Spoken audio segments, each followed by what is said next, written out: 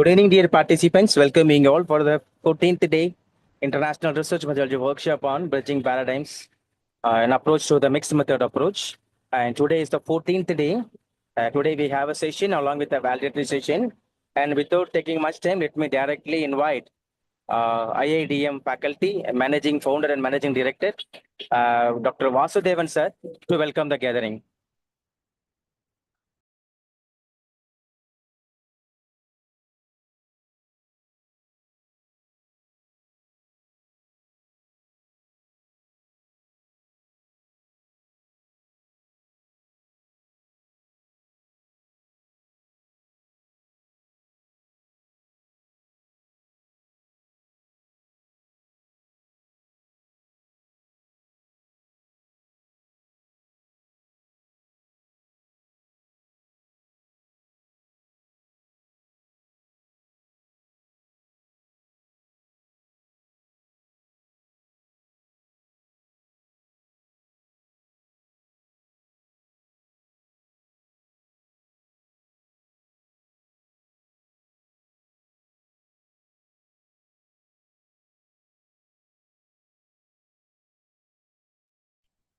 I am audible? Yes, sir, you're audible, Dr. sir. Banerjee? Thank you, sir. Good evening to one and all.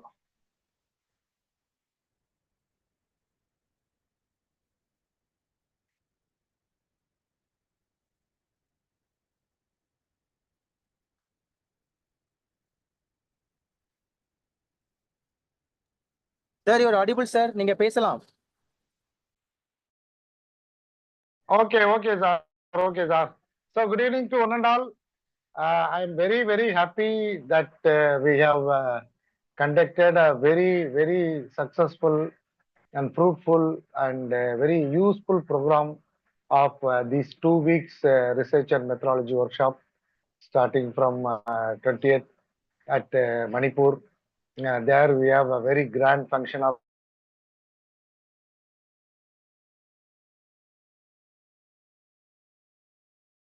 participating in that. I will be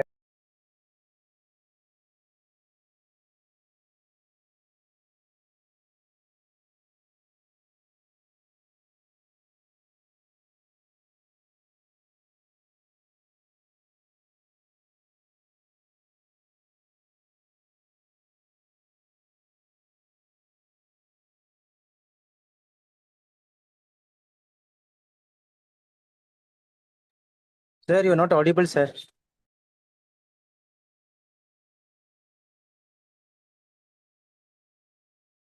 there is some technical issue which it was rejected and I was went out. There again it automatically I am rejoined now due to some internet Yes, issue. now you're It audible, is sir. it's not stable. Okay, sir. Okay, sir. Thank you, sir. Thank you. So I'm take these privileges to welcome each and everyone, all the distinguished panelists, those who are presented a very outstanding performance and discussed with the people and clear their doubts, all those things. I'm highly thank to all, each and every panelist of this program, and I also I say convey my sincere thanks to all the participants and other people.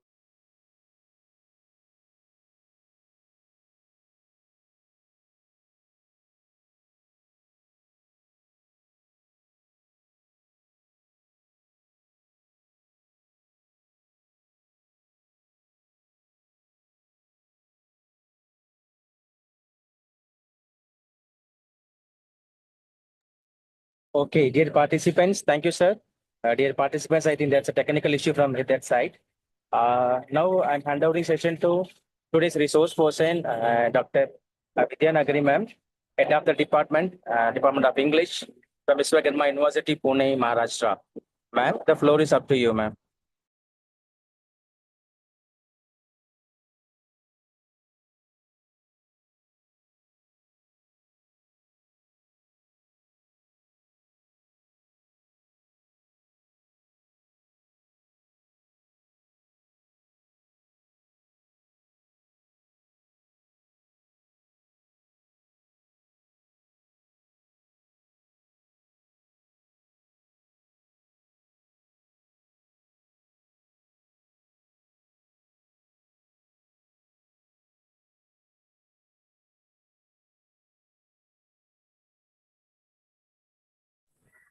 Yes, thank you so much. I was just writing in the chat box.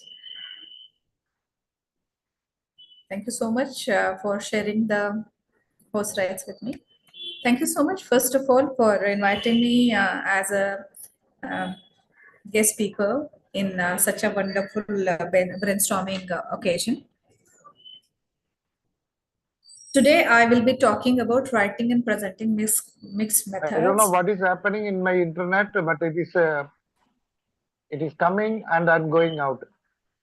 So I welcome you all for this wonderful evening and final day for our research methodology workshop. Thank you so much. Thank you so much, sir. Vasudevan sir, thank you so much, Bennett sir, for giving me a privilege to be a part of this wonderful journey of working on understanding various aspects of research. So today, I'm Dr. Vidya Nagare. I am a PhD holder. I'm also the research guide. I have 4 students of English under me and some foreign students also whom I am guiding towards research. I have conducted several faculty development programs. I have trained research scholars and many more on research methodology and research paper writing, so on. Today I will be taking opportunity to talk on writing and presenting mixed method. Give me a second and let me know if my screen is visible, because I think I have to share the entire screen. Yes.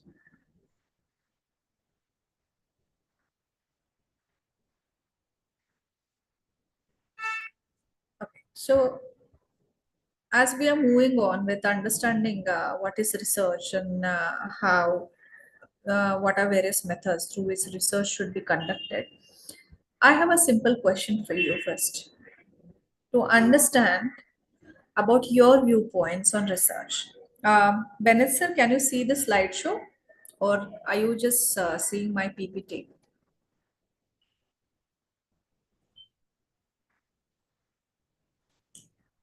Sharing it fresh. Okay, sharing the entire screen. That's perfect. So what do you see right now? Bennett sir, are you there? Yes, ma'am, I'm here. Ma'am, tell me, ma'am. Yeah, because I need to show some. Can you see the slideshow? Yes, ma'am, it is completely visible. Yeah, thank you so much. So I also need to show you some. No, ma'am, tools actually, also. we have locked the meeting because some people unknowingly they are unmuting themselves, which disturbs the class. So we will unmute the meeting after 7:45, ma'am. Sorry, 6:45, ma'am. No problem. So I won't be asking any questions to the participants as such. Then I'll have a dialogue with them then in general. Okay. So I understand the limitations of the platform, online platform through which we are conducting our research, and then I'll consider your responses, so on, and then I'll going ahead with a detailed analysis of various methodologies and the way the reports should be presented, especially in terms of research. So this is the overview of today's session. To begin with, we are going to have a warm-up activity that I'm going to ask you a question based on something, and then unfortunately, as you guys can't unmute and speak, so I'll be providing you some answers. Next is I'm going to introduce mixed method reporting. Thereafter, I will also be talking about structures and standards of mixed method research reporting, which has the major purpose of providing template and models. So I also will be providing you an outline of how a research needs to be structured. At the same time, I am going to introduce certain technical tools with the help of which you can write your research reports. At the same time, you can also curate your presentations. So there are a lot of online platforms, some free, some paid, which are going to be really helpful for you when it comes to standardized presentation of the research reports. Then we will be discussing on writing integrated findings. So there will be mini writing lab activity that we are going to undergo. And the purpose of it is practicing merging, how to merge qualitative and quantitative data in it. Then I also will be talking about visualizing method, visualizing mixed method results. So let's say to learn diagrams, join displays and tables, how they function and how to display those when it comes to putting on your PowerPoint presentation or even in your report itself. Then we will be going ahead with discussing on presenting mixed method reports, the slide deck framework. So we will build effective research presentations also in a way. Then I'll also be giving a dedicated time span for question and answer and summarizing of the particular topic that we are going to talk about. These are the learning outcomes you will have by the end of this workshop today, that you will be able to distinguish core components of high quality mixed methods research reports. You will be able to write integrated narratives that merge qualitative and quantitative findings. You will also have a fair understanding about both the concepts. What is qualitative method of study and what is quantitative method of research? At the same time, you also will be discussing on applying appropriate reporting structure, majorly focusing on convergent, explanatory sequential, and exploratory sequential. You also will be able to visualize tools for presenting mixed method research. As I told you that I will also be introducing multiple technical tools, online platforms through which you can write a better report, in a standardized format. You will also be able to craft effective presentation decks for mixed method research dimensions. So these are certain outcomes you will have at the end of our today's talk.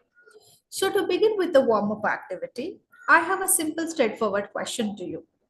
Which one word comes in your mind when I announce mixed method research?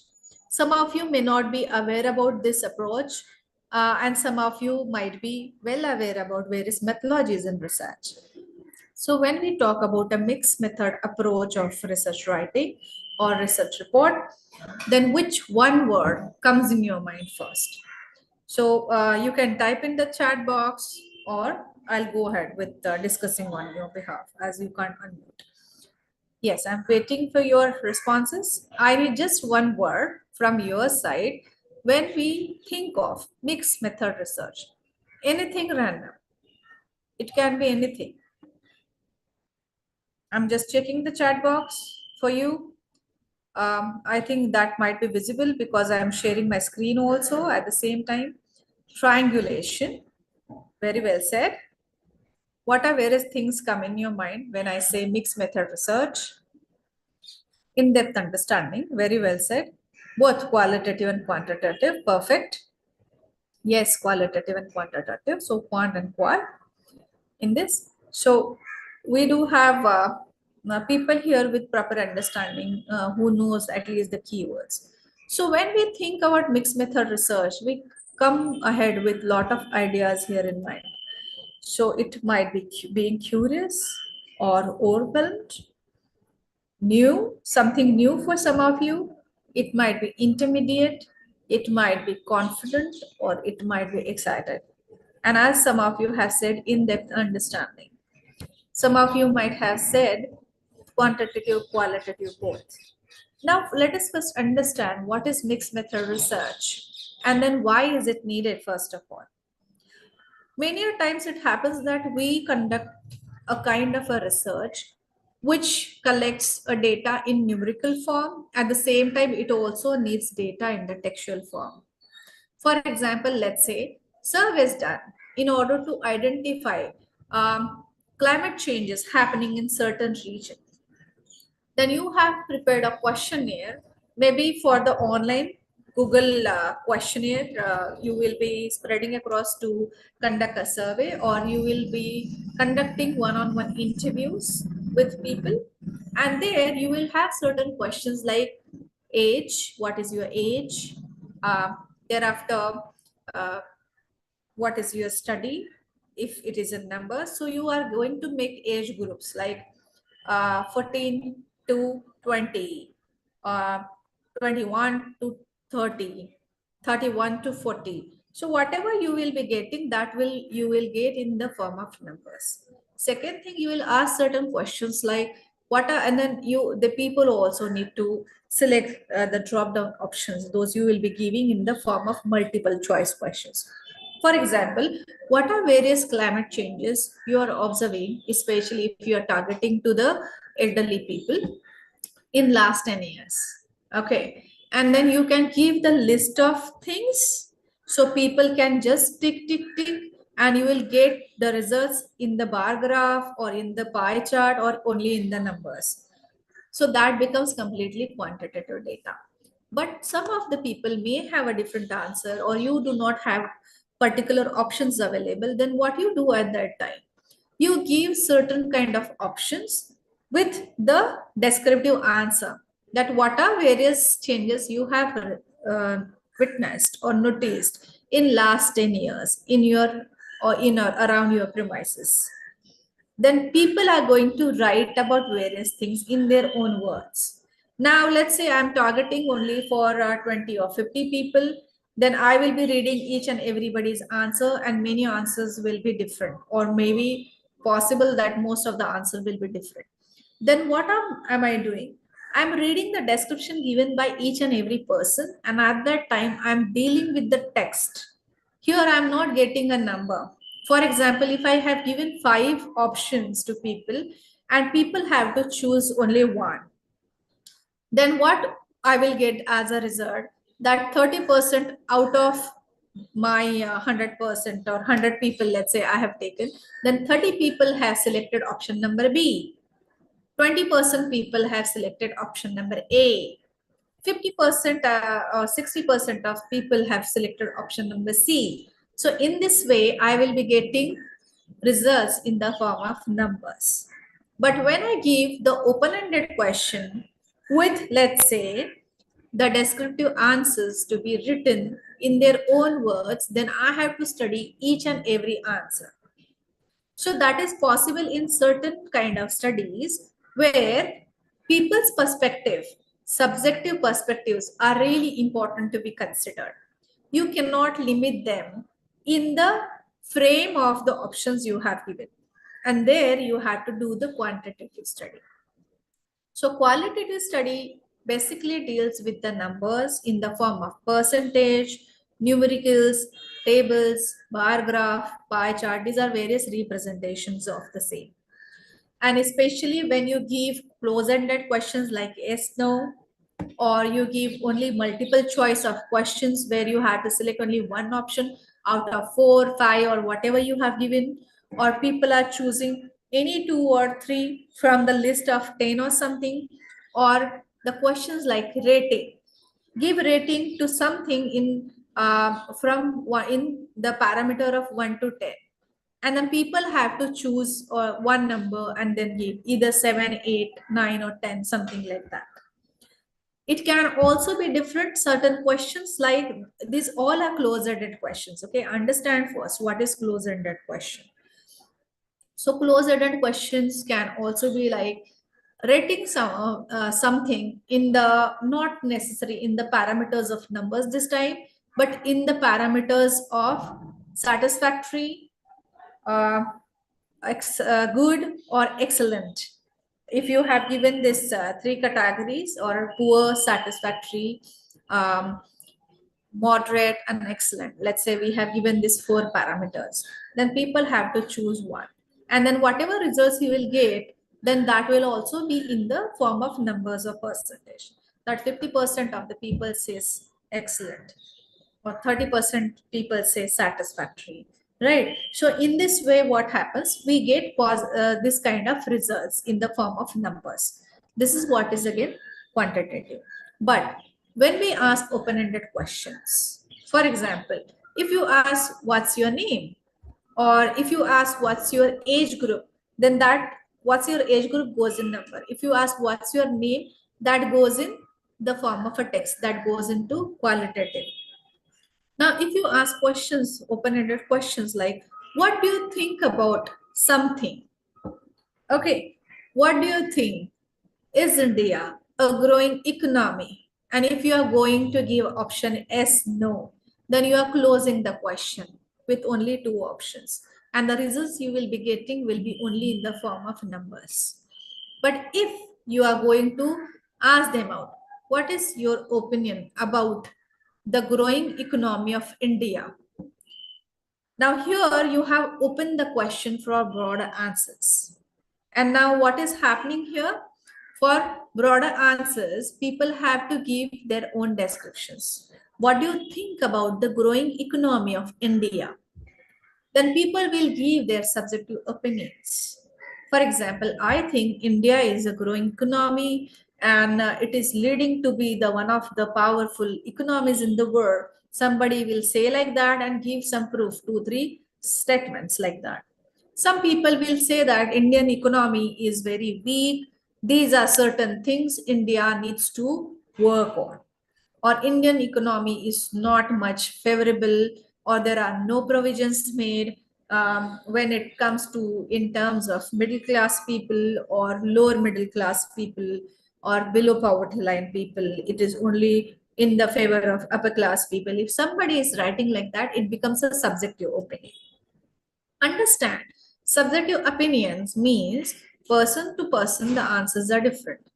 When it comes to objective answers, then you have only limited answers and you have to choose one out of that.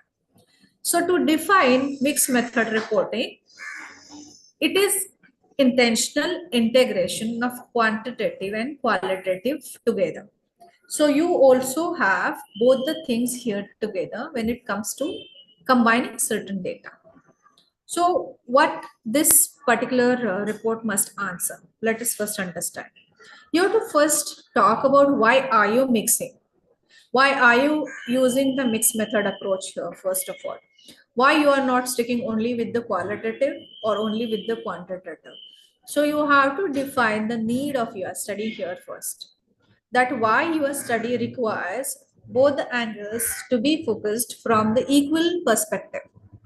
For example, in certain number of studies, let's say in the same way, when let's say I'm conducting a survey about the awareness on the budget 2025. I may conduct a survey in my own college with my undergrad students. And what I will be talking about that I'll ask certain questions. Let's say I am using Google Form as one of the tool for my research, and I'll put certain quantitative, certain objective, and certain subjective questions, open-ended and close-ended. Let's say, for example, I will be talking about, are you aware about the key elements of budget 25? And then, yes, no. After how many years the new budget is drafted? So I will be giving various options there that students need to let's say select. For example, every year, once in 2 years, once in 3 years, once in 5 years, once in 10 years, and so on. Then they have to select. So I have to check the results of if the answers are getting corrected. That is going to show the perspective if students do have the accuracy of the knowledge, right? So these are going to convert into the numbers. So whatever results I will be getting or the data I will be getting will be in the numbers. So that is in quantitative phase. So I had to analyze the data further by applying various kind of, let's say, formulas or like chi-square formula or something. So these are certain things comes under quantitative. Then comes certain kind of questions. Write any 5 key elements, those you know about the budget 2025. Now this has become the open-ended question because I'm not going to give them any options to be selected in the form of, let's say, multiple choice or select any out of the given list, right? So what students have to write now, they have to write from their own understanding some key elements about the budget that they understand, that they know about. So may possible that students are going to come out with different aspects because I am asking only 5 key elements. So every student or most of the students may have different answers here because budget is a huge thing. And then there are many perspectives added in it. And then students are focusing on certain key points. For example, students especially who are in the phase of 70s are more interested into the vehicles, buying the new vehicles because they are getting licensed. So they will more look into what are various provisions or revisions made when it comes to EV vehicles, what are new launches, if there are any subsidies, if there are any GSTs or added on taxes that they have to pay when they have to buy new vehicle or something. Now, for example, a few months back, all our vehicles are now do have digitalized nameplates. So these are certain kind of major things happen. So this generation is going to keep a keen eye, okay, on this particular point of views. So they may be writing about that perspective. If somebody belongs to the farmer's family, then they will talk about whatever is provisions made when it comes to farmers, like subsidies, let's say again, irrigation, thereafter any wave off on the sales or any new provisions made, even what is happening related to solar electricity or solar panel system or something, which is again related to the farming or something. So this is how, students perspectives are going to change. As a researcher, what I have to do is I have to read, consider each and everybody's text, and then analyze that separately, because there are hardly any commonalities, or even if there are a lot of differences possible. So this is what is called as qualitative data. Now, there are different ways of analyzing qualitative data. So that's why I said, when am I going to conduct a survey on budget 2025 or awareness on the budget 2025, I am going to have certain questions which are going to produce quantitative data. At the same time, certain questions which are going to produce qualitative data, right? So this is what is my defining of the question. Why am I having a mixed method of research? Then you have to talk about what kind of design are you going to follow. So there are multiple designs we will be discussing in the further slides. So which we have to talk about when these are like you giving a reason. Okay, and the reason needs to be in the convincing manner. This is not like random that I felt like I have to use a mixed method approach and that's why I'm using it out. It won't happen like that. There are particular facts, figures, which are going to support my choice of having a mixed method. Then you can also talk about what kind of design will you be having for your particular reporting. So the kind of flow that you can talk about. So which section is going to come ahead? As some of you have already answered here, let me just check in your answers in the chat box so I can tell you about the keywords like triangulation, right? So according to the choice of your design, or let's say the tool that you are going to use, your results or the flow of the sections are going to change. Because in certain type of designs, result sections always goes ahead with the findings. In certain types, findings are always entertained separate. We will discuss that in detail further. You also have to talk about how were the data integrated in your overall study. Then where does the integration appear in writing? So these are certain things you have to answer when you are flowing a report. Now, next part that comes here is you have to talk about the purpose of mixing. So if you could see the first pointer that I have mentioned, and then some of you have answered in your chat box also, is triangulation. Now triangulation especially is a kind of using a mixed method, is for validating the findings and enhancing credibility by comparing results from different methods, data sources, and researchers. So, for example, let's say comparing the results of a survey on customer satisfaction with a certain shortlisted theme that is identified in customer interviews about their experiences. So what you are doing here is you are going to check the customer's interview first, pick one particular pointer in the form of theme, and based on that, you will be doing a survey.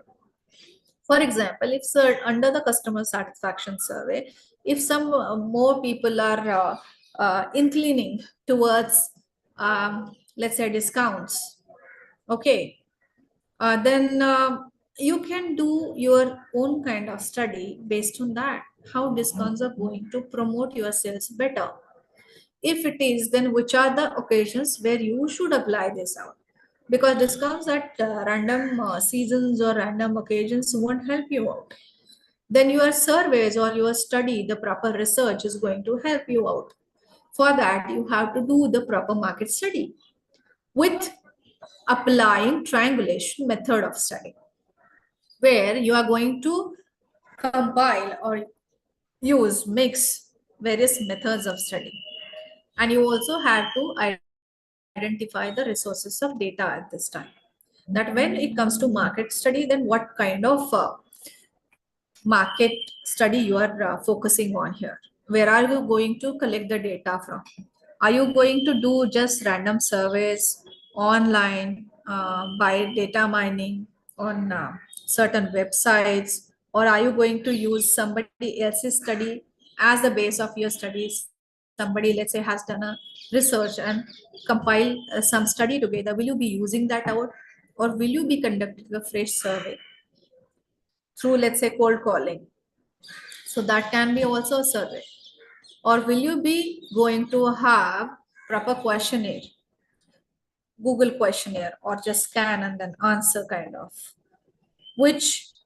through which you will be doing the market study? Or will you be going on field and conduct proper survey by visiting certain joints which are delivering, or let's say selling your products? So will you be doing a field survey, a sample, will you be applying a sample method for your study, or will you be doing just library research, or let's say, will you be conducting interviews and doing quantitative and qualitative study through that? So this is how you have to be very clear about the objective of your study, methods of your study, and the tools of research, those you are going to use for your oral conduction of your oral research. Now, next comes is the complementary. Now, to use one method to clarify or enhance the results from another, providing a more complete picture. So here you are using another method. Let's say my major focus is talk about the number of people which are or the comparative hike in my sales of my product. So what was the sale of last year, and then what is the sale of the this year? So this is very simple, straightforward, that falls exactly in the category of quantitative, where I'm going to deal with more of numbers in the form of percentage, that how many percentage is the hike, okay, and if there are losses, then how many percentage are the losses. But isn't it very essential to understand the reasons behind those? So to understand the reason behind those, what you have to do is you have to keep certain open-ended questions to understand why the sales went high. So you can focus more on these aspects and promote your products better, so you can get better sales. At the same time, you can also figure out certain lacunas in your design, overall marketing design, and find the weak areas. If some areas can be repaired, improved, then you can put some energy, redesign it, restructure it, put more people in order to, let's say, if they are falling short of people or something, if your marketing or promotion is weak, then you can invest in that, or you can identify multiple platforms for promotion and so on. In this way, you can try finding out some solutions. But if some weak areas are just wasting your energy, time, and money, then you can simply remove those out, because those can be causing a big hurdle into rising of your overall sale, and your overall sale might have been rising, but due to the investment in the wrong particular area, your sales are showing or your profits are showing less. So you can simply remove that out so your profit gets balanced in the next cycle itself. So that's why, along with the major quantitative study in the market survey, when it comes to understanding profit and loss, I also need a balance or a support of qualitative study here. Do you understand? So qualitative study here in this particular profit and loss statement is not a major method. The major method is quantitative, but I am going to use qualitative only as a support pointer to understand what is going best and what is going at the worst. So for example, using interviews to explain the reason behind data gathered from a quantitative survey, such as why community members are seeking care but facing delays, something like that. Then comes this expansion method of the study. So now in the expansion method of study, to broaden the scope of the research by using different methods to investigate separate components of a study. So many times it is essential that you have to do some parallel tracks of the study at a time in order to collect data or to arrive at certain conclusion. You because these are all very equivalent, or let's say kind of elements which need to parallelly start. You cannot like do something like you first finish first one, then you start the second, then you start the third, and then you start the fourth. In some cases, all these four needs to start at a time, so they are going to be the parallel tracks. For example, a survey might collect data on customer service, and a subsequent qualitative study could explore the needs of most vulnerable customers who are inadequately represented in the initial survey. So let's say what are parallel things? Again, the same like profit and loss statement. So let's say a certain company is facing heavy losses, and then they have to do a severe market survey. So for that, what you will be doing, you have learned 3-4 things together. First, you will be going and doing a cold calling, and through that you will be identifying what are major problems faced by the customers, why they are not opting for our particular product, and then why are not they, or which products are they going more for. So that will happen through cold calling. Second can be interviews. You can have selective customers and give them call or send them links on their WhatsApp or on email that might be registered with you, or on text messages, the mobile number that is registered with you. Many times whenever we go and buy in certain shops nowadays, these people ask us for our mobile number, right? And then even for the email. So these are actually preserved as the data bank that can be used, especially when it comes to certain kind of surveys, and even as the promotional platforms. So let's say one is cold calling happening to random people by for understanding what is the need of the market, what are the choices of people, and so on. Second, that you will be choosing selective customers which are regular and then suddenly stop buying your product and something, to understand the buying behavior of those people. So you can send a survey. So that can be in the form of Google questionnaire or any other poll kind of questionnaire that you can, monkey survey or something, some platform that you can use for the survey. Third thing, you might have planned physical visits, so field survey. So field survey, you will be visiting all the joints in certain locality where you are expecting a huge kind of sale to be happen, but practically speaking, the sales are going less. Then you can send your representative in certain areas for certain joints where people are going to visit the vendors there and going to have a word with them to understand various challenges, right? So now I have learned 3-4 things together. Now I can't keep on waiting. Let us first finish with cold calling, analyze that result, understand the problems. Then I'll be going with sending the questionnaire to my selected customers. Then I will be going to conduct the field survey. Now these are not interdependent, right? These are all separate things. So what I will be doing here under the expansion, I will parallelly start all things at a time. I'll invest and incorporate this task, delegate the task to different people.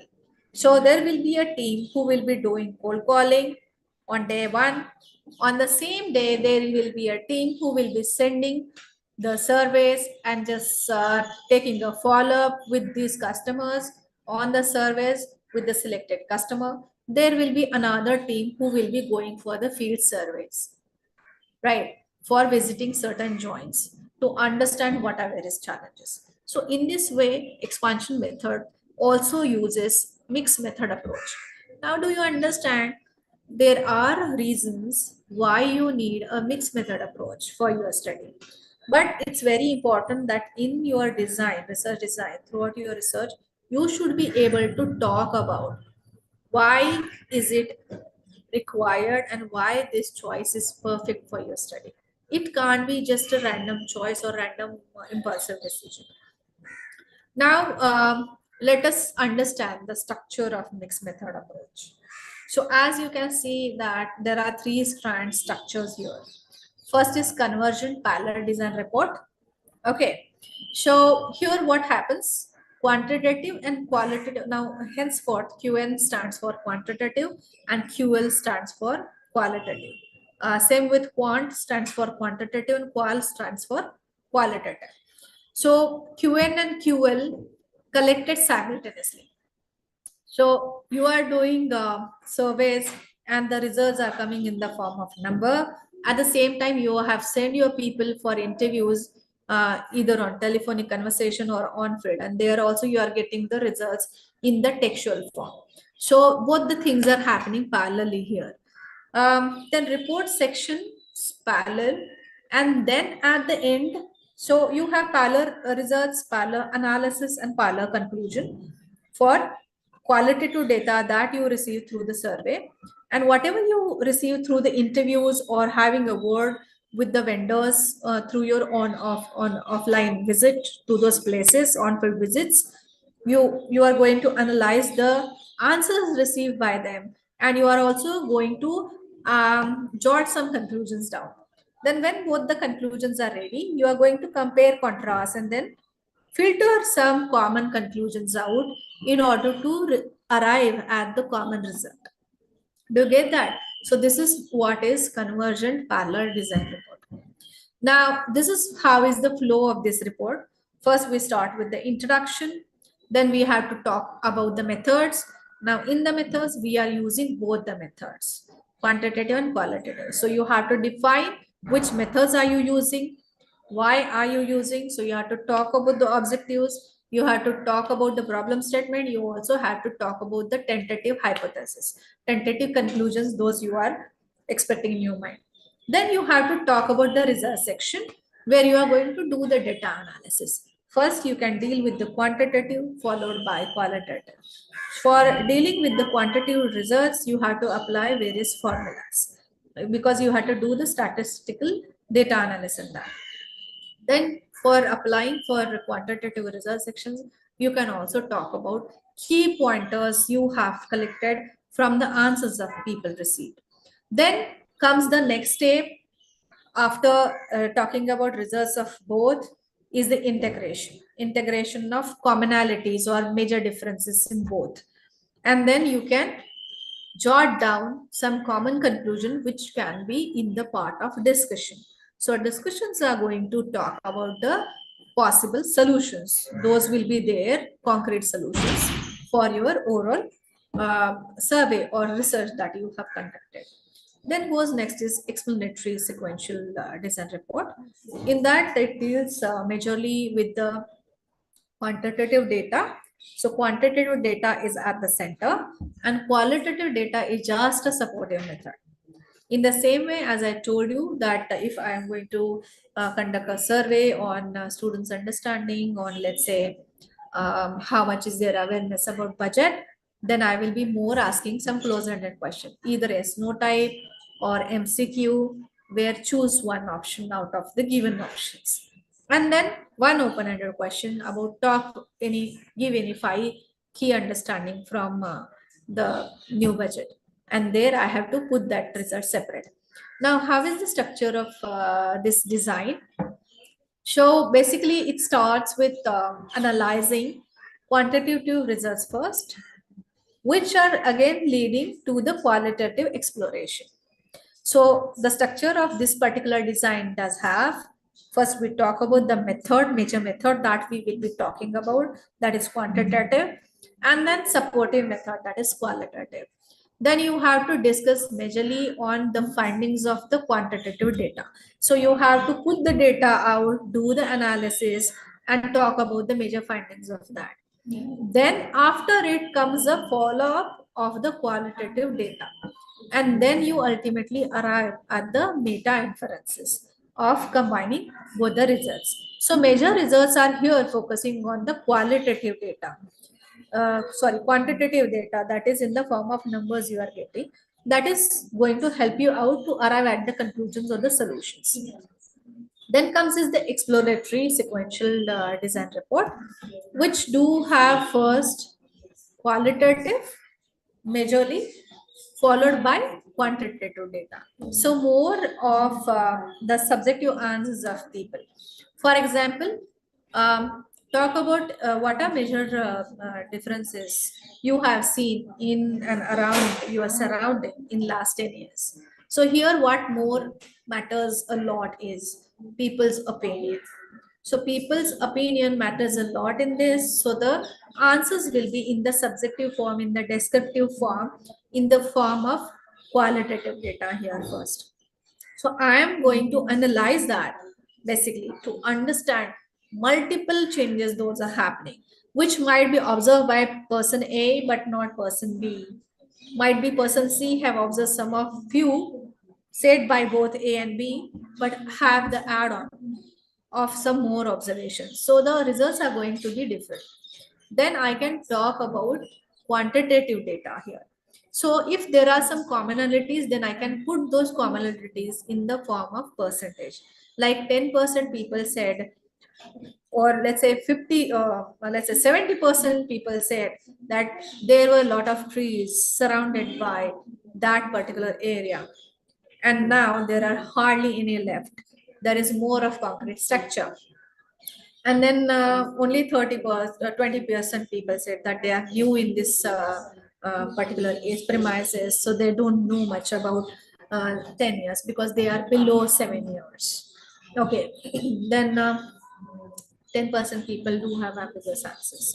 And then we can also talk about in the form of quantitative, that is how many years people do have. So there are let's say 30% people who are living in that premises more than 15 years, 30% or let's say 40% for more than 10 years and something like that, 5% who are new in that premises below 10 years, something like that. So if I given certain options, then that is going to be the hands-on work for me. Some people might be living in that premises more than 50 years or something. Then their opinions do matter a lot in my study, because their observations are going to be very concrete observations for my exploratory study. So what kind of study are you doing? According to that, you have to choose a design. And what kind of design you choose, according to that, you have to structure your report. The flow is going to change accordingly. So let's say in the exploratory sequential design report, you are going to talk first about qualitative themes you have chosen. What are various questions you will be asking, open-ended questions. Then you have to talk about instrument of development, how you are going to analyze those, what are the basis for this and all. And then you can do the quantitative testing by applying certain formulas. So these are certain major points in this particular design. Now, here is one sample I have brought for you so we can understand better. This is one mini writing lab activity actually I planned with you, but I think due to the time constraint and limitation of the platform, I will be explaining this out to you. So let us consider that we are dealing with this data. Okay, one sort of portion of a data that falls in numbers that goes ahead in the quantitative study. and the data that forms into the textual form goes ahead with the qualitative study. So I'm going to talk about all these things together. So 78% of teachers report digital tools improve engagement. So they think that using digital tools are really useful in classroom to engage the students. 45% cite lack of training as a major barrier while using these tools. So I might have had certain questions through which I have jotted down certain data. I might have given MCQ questions to teachers like, do you think digital tools helping improving engagement? Yes, no will be the answer. So 78% people say yes. And then the remaining 12% say no, right? So in this way, I'm going to analyze the data. Now, I also have some open-ended questions here in the form of qualitative themes. We want to use digital tools but need proper training. So if I have asked, what are various issues or challenges you face while using digital tools? So everybody is going to give subjective answer for that. Then another person says students participate more when lessons are digital. If I ask a question like, why do you think digital tools are required or can be important part of teaching learning, then the answers of people will be different. Now, I have not said, do you think? I have said that, why do you think? Right? So that is going to open the answer for broader descriptive. So the answer I received is students participate more when lessons are digital. Okay, so these are the answers I have got. Now I have done a mixed method study, right? I have quantitative data and I have qualitative data also. Now, how will I represent in my own report? I'm going to give you a hands-on sample on that. I'm going to combine everything it out and collect it together in the form of a paragraph. So this will be the result of it. So this will be integrated answer, and this is how you also have to represent your data received from the mixed method approach when it comes to a research design. Survey data show that a majority of teachers, 78%, perceive digital tools as improving students' engagement. A perception echoed in qualitative comments where teachers describe digital lessons as increasing participation. Now, not necessarily I have used the whole sentence. I have said increasing participation because student participation is the key word here. Now, next I am going to continue with this. However, nearly half the respondents, that is 45%, cited lack of training as a barrier, consistent with qualitative themes such as the need for proper training before implementing digital pedagogies. Together, these findings suggest that while teachers value digital tools, their effective use depends on the targeted capacity building. Now, the last sentence that I have written is a common conclusion. What I did first, I have dealt with the quantitative data, followed by qualitative data. I have jotted down some common results, merged them out together, and then arrive at the final conclusion or the solution. Together, these findings suggest that while teachers value digital tools, their effective use depends on targeted capacity building. This is what I have arrived at. So in this way, you have to use mixed method approach, but this is a way to represent your method. So that's why if we go back to this particular PPT, how were data integrated? Where does integration appear in your writing? Do you understand this question now? That you have to show your data or method of the study represented in your whole write-up itself. Now, to go ahead with, let us try doing this particular visualization of mixed method result. Now, this is one sample of that I have, I'm talking about when it comes to mixed method approach altogether. So like, Here are certain tools which you can use to present integration of mixed method approach. So like joint displays, which is highly recommended. So in the joint displays, what we basically do is we do proper columns in the form of tables. In one column, you represent quantitative data. In another column, you represent qualitative data along with the theme. So it goes parallelly. So it becomes very useful to the readers to understand both results arrived from both the methodologies used, and it also helps us to justify why this method I have used, particular mixed method have I used for this particular research. So joint display is highly recommended. I have shown you sample also there below. Then you can do side by side comparison. So okay, you can do two columns. In one column will be only quantitative, in another column will be qualitative. But the challenge for this is not necessary every time there are going to be parallel matches for the both. Okay, then you can do data transformation visuals.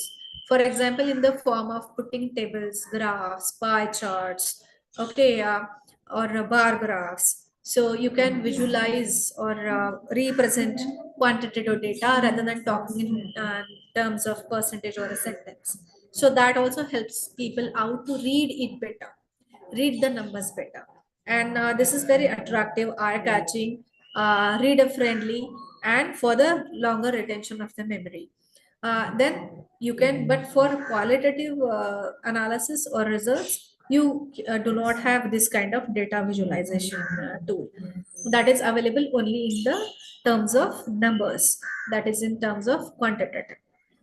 You can also have process flow diagrams. So like you can talk about quantitative data first, applying various formulas and so on. And then you can talk about qualitative one by one. So that's also possible. So here, if we ponder through, I have given you one example of joint display. So of the same example of the teachers, we have conducted a survey. So quantitative finding talks about first result, that is 78% increase engagement. And what is the qualitative theme that aligns with it? That students' participation is more. What is the integrated interpretation of both the methods? Digital tools enhance active learning. Now, second, uh, uh, let's say discussion that or conclusion that finding we have arrived at is that is 45% lack training. What is the theme that we have parallelly used in quantitative analysis? That is need for proper training. What is my common interpretation here? Integrated professional development gaps are there.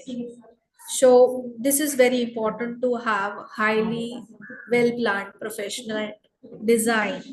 If you need student teachers to incorporate digital tools in their overall teaching learning. Now, these are certain displays which are going to be really helpful when it comes to the representation or presentation of your mixed method in your overall research. Now, this is a flow. I request all of you to make a note of it somewhere. This is the flow of presenting your mixed method research. So this is how you should write and present your research outputs. So first we start with the title, then so you may have title page followed by purpose, under which you talk about aims and objectives, scope for your research, limitations. Then you can talk about problem statement. Then you talk about tentative hypothesis. Then next comes is the method of study that you have adopted. Once you talk about mixed method approach, what are various methods you have used this out to mix for your research, and followed by rational and significance. That can be a title in which you will be talking about how this mixed method approach enhances your research or has helped you out to conduct the research better. So you have to be convincing here to the readers, to the audience when you are writing, especially in this section. You have to justify the reason behind choosing mixed method. Then we talk about design overflow diagram. If you are using PPT, then I recommend use only one slide for this. Okay, if you are writing in the form of proper research paper or format, then you can dedicate just a single paragraph for 10 to 15 lines. Then various methods you can mention here, like you can also talk about number of participants or the target people that you had in your particular research. For example, let's say I have collected data from 150 participants. And then it is going to help me out when it comes to quantitative representation of that, because I'm going to apply whatever formulas I'm going to apply when it comes into number of percentage on the basis of those 150. Then you also can talk about what are various instruments you used, what are the tools of research you used. So did you have any additional things you needed for your particular experiment, any laboratory equipments or any experiment tool that you needed for that? Then you had to talk about the procedure of the conduction of your research through the method that you have chosen. Then after the methods, we is followed by the findings. So under the findings, you have to talk about major 2 to 3 quantitative visuals. So here in visuals, you can use bar graphs, tables, pie charts.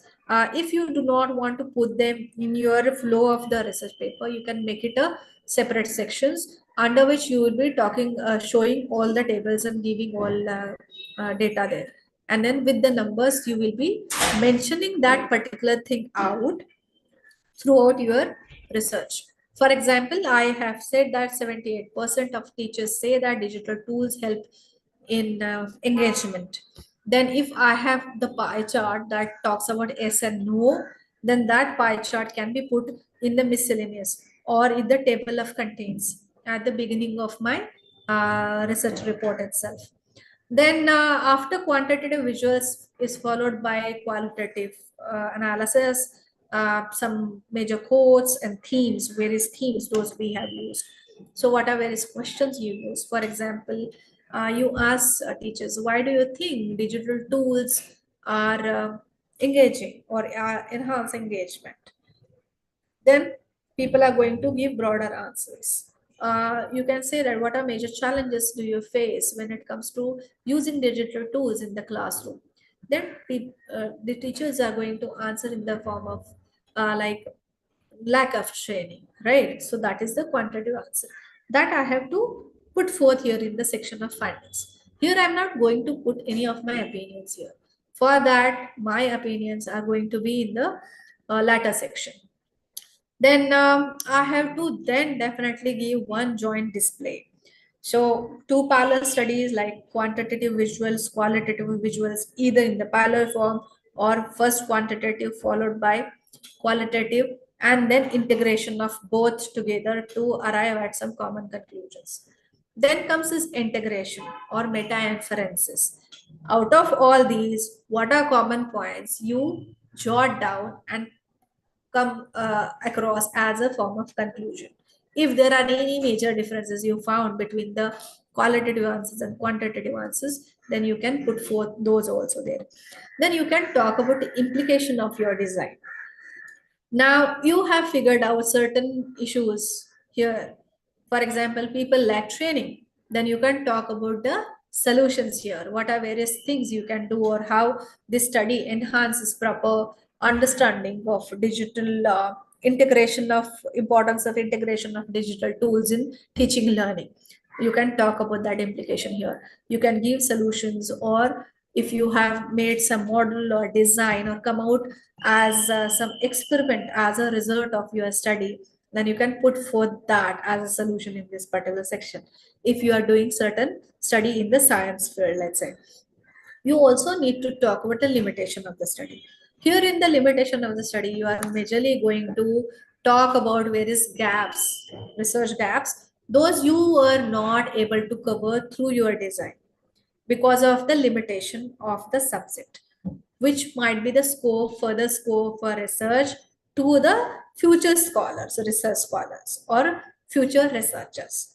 Then you have to arrive at the major conclusion after analyzing all these things. there should be one common conclusion for all the data at the hand, either it is qualitative, quantitative, or any other. So these are certain tips I would like to give you to, especially if you are preparing a slide design for your PPT. Use complementary color palette for quantitative and qualitative data because that gives a really good representation. For example, for tables, you can use dark blue, light blue, dark blue, light blue for various rows or columns. It's up to you. Then if you are using bar graphs, then color those bars with different colors. These are going to give a very highlighted visuals. If you are taking black and printout, then dark gray, then light gray, dark black, and so on can be used. Highlight integration with icons. So you can use icons also in that. Avoid lengthy text. Use more of visuals. So you should use lot of visuals wherever possible to represent your data rather than using lengthy descriptions in that. Maintain global academic accessibility, such as clear font, avoid jargons, no technical cliche or jargon should be used, no grammar errors are entertained. Make sure that you are cross-checking it out properly, scrutinizing your data well in advance before you finalize it. Make sure that you put citation also at the end. Without putting references or citation, no research work will be considered as authentic. I'm going to talk about certain tools which will be helpful for you to put forth accurate, authentic citations also. These are common errors people make when it comes in terms of mixed method report writing. Separating quantitative and qualitative data instead of integrating them. You should not just analyze both separately and keep it as it is.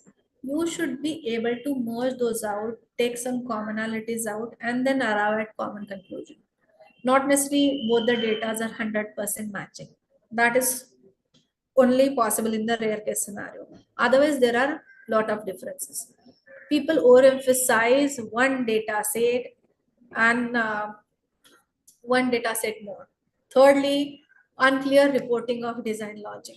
So if you have random design, like you talking about result section first and then talking about method is not logical. You have to talk about methodology, you have to talk about processing, and then you have to talk about research, discussion, and conclusions. So that is how the research flows. Avoiding these pitfalls immediately strengthens your manuscript and presentation. So you have to be careful about this. Okay, here are some tools I'm going to quickly show you out so you can understand better these research designs. Okay, give me a second.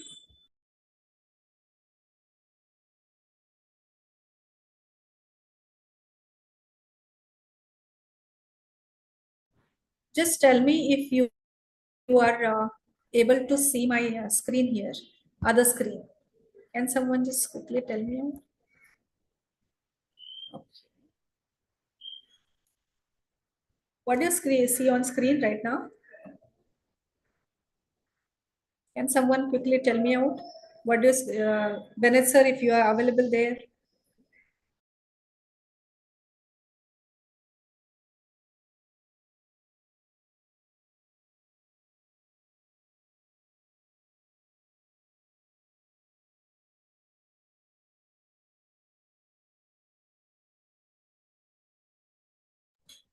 Okay, can you see website here opened? Can somebody answer in the chat box? I'm not able to see this. Yeah, thank you so much.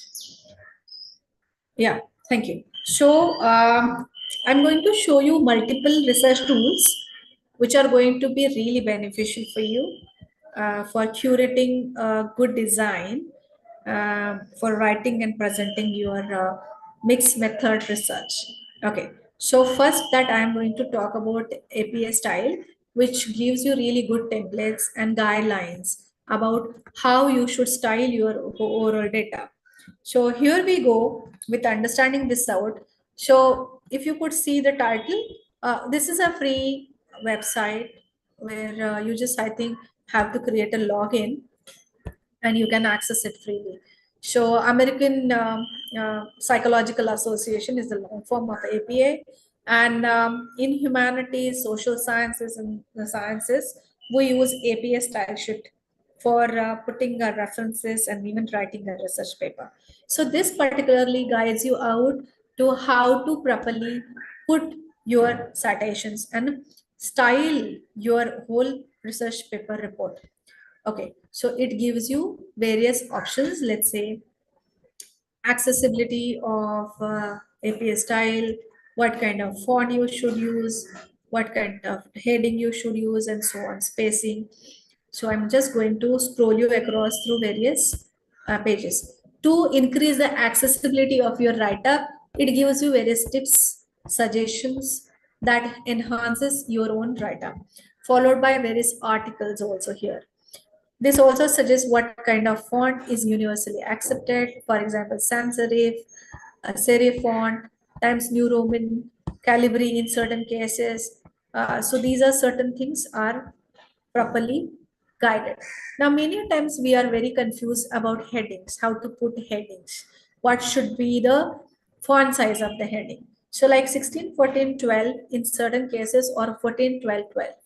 So this is how here you will get a thorough guidance with proper examples. The how should be your title. So title should be in center, bold, and in title case heading, like first letter capital, except parts of speeches. Then how should be the heading of your next pointer? For example, introduction. It should be flush left to the left margin, bold, and first letter capital again. Then after that begins your normal paragraph. So this is how it shows you or guides you thoroughly on various parameters. If you could see, you have abundant options. You can understand line spacing, margins, order of the pages. This is what we are actually dealing with. This is how is the flow of your research report. Title page, abstract, text, references, footnotes, tables, figures, appendices. Especially if your research consists of photographs or some forms, written forms as a proof for your research, then everything goes under appendices. If your research do have fundings, or you have some bills or items purchased, if you have copies of those, everything you can put it in the section of appendices at the end of it as a proof of your authenticity of the report. So this is what is APA style guide for you. Now, Elsevier is also another authentic platform where this is well known for Scopus research paper publications. So this also has proper policy and guidelines, which helps you out to curate a proper and authentic research paper design. Then comes our next platform, that is Springer, another well-known platform for again, let's say, Scopus and international research writing. So this also helps you out about various sections of research paper, the flow of it, thereafter how to put citations, how to promote your publication, otherwise how to alter your write-up, and so on. So this is a website which also helps you out for proper guidance about it. Also gives you templates also. For example, if you go into how to publish an article or submit an article, it gives you a thorough guidance. It gives you proper step-by-step overview of the template, which you can use. See, this is what helps you out for your proper research paper writing. So this is also a very interesting platform where you learn better about standard designs of your research paper. So you get proper templates and guidelines also on this.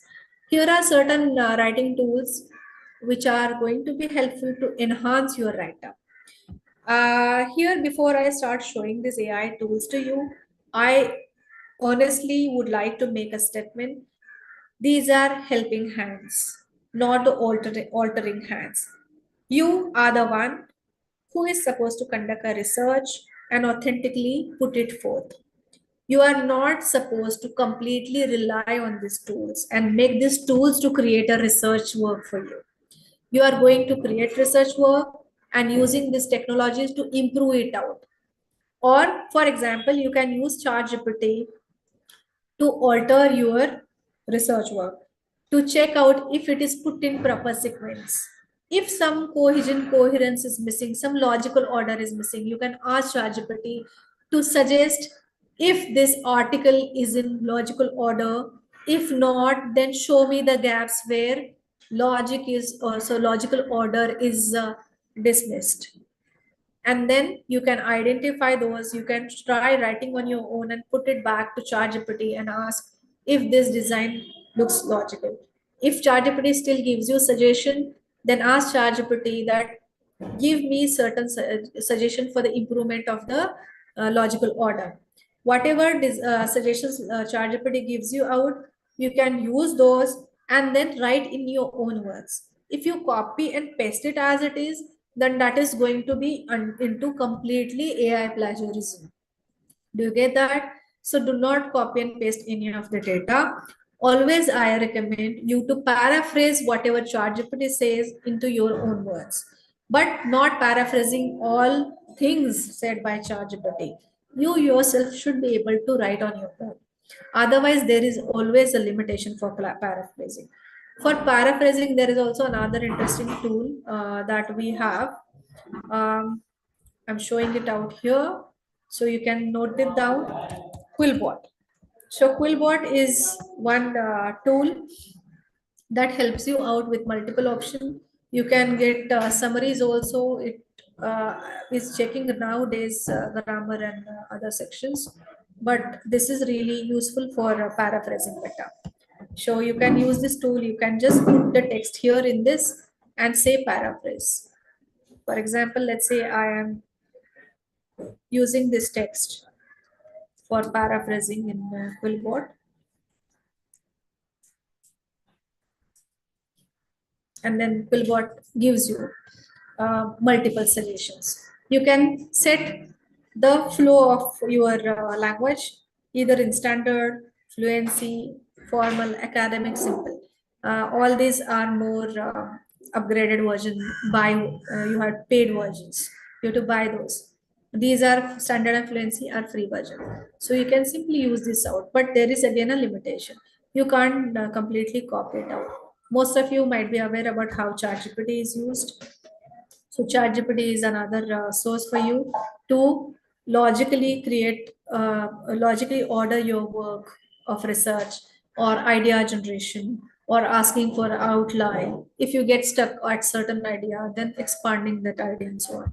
Likewise, ChatGPT, you also have Perplexity, which is also a helpful tool for especially research writing. Now, Grammarly is here, which helps you out to grammatically correct your work as it gives grammar suggestions. If you could see with red lines and blue lines, it gives you contextual and grammar suggestions.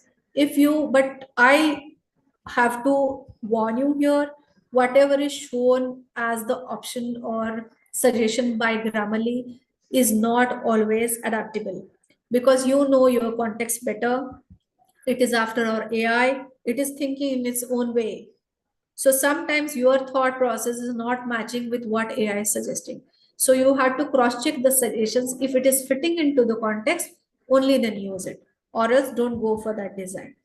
But you can definitely, for example, emphasize the spelling Z. I'm perfectly fine with it. This American spelling that, British spelling that I'm okay with, I don't want to make it S instead of Z. So I'm not going to change that out. So in this way, you have to check it out.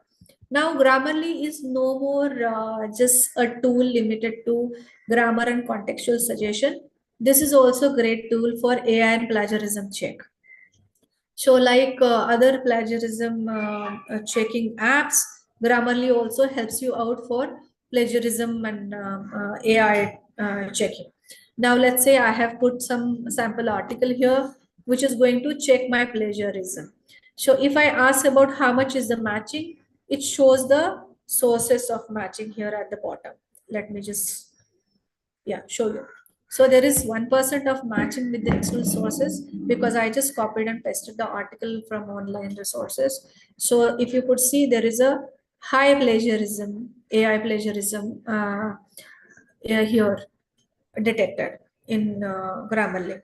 So you can alter these things out by paraphrasing, so your plagiarism goes down. Now, Turnitin in also is another tool that is also known as Authenticate to some people, which helps you out to give authentic plagiarism reports. And Turnitin comes out with two types of reports. One is similarity and another is AI. So I have put some sample copies here. If you could see, if the work is authentic, done by you, this is article completely written by me. So similarity is just 13% and no AI plagiarism in this. But that 13% also because of it's very challenging many times when you use certain definitions or certain uh, keywords in certain sequence, which may again take you back to plagiarized as a plagiarized text from certain articles. But what you can do at that time is, if you could see the report, then on those reports, let's say we do have live report here. If you could click on that, then it shows you the resources. Okay, from where this particular text might be taken from. So you can just go back to those resources and then you can cite those references. Okay, and then you can use those references in your research work to minimize the plagiarism. So these are the tools for plagiarism check. Zotero and Mendeley are essential tools for creating crafted bibliography or references. I'll show you example of Zotero. So this is a page, main page. You have to download Zotero for two things. One is for your, okay, somehow this page is broken.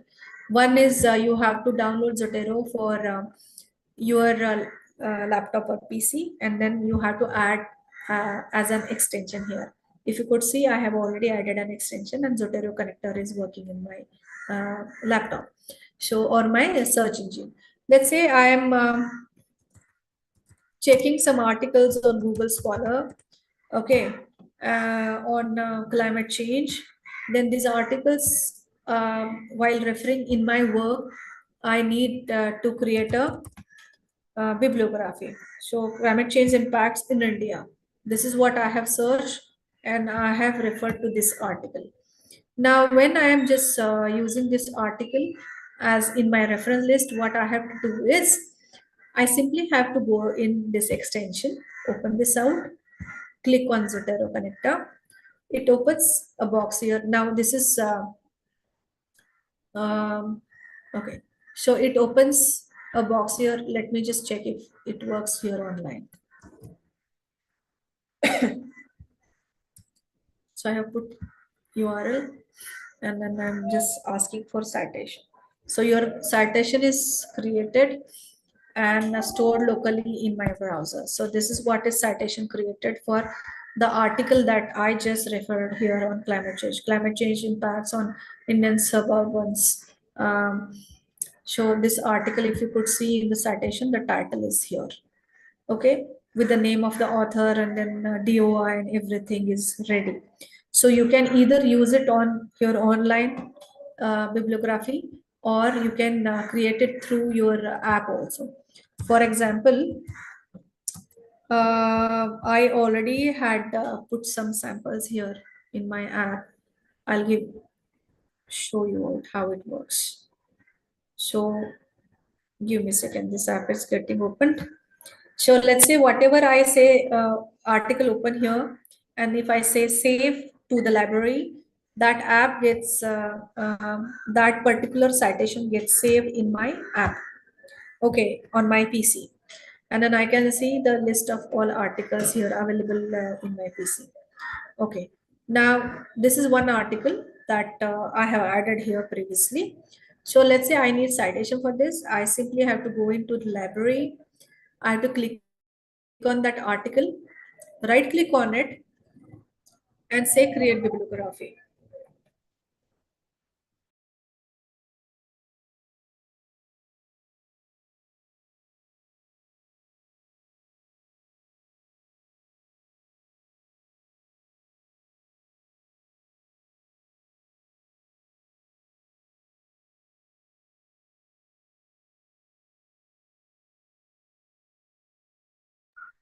So you just have to select which edition you want. I'm checking American Psychological Association bibliography, and then I just have to say,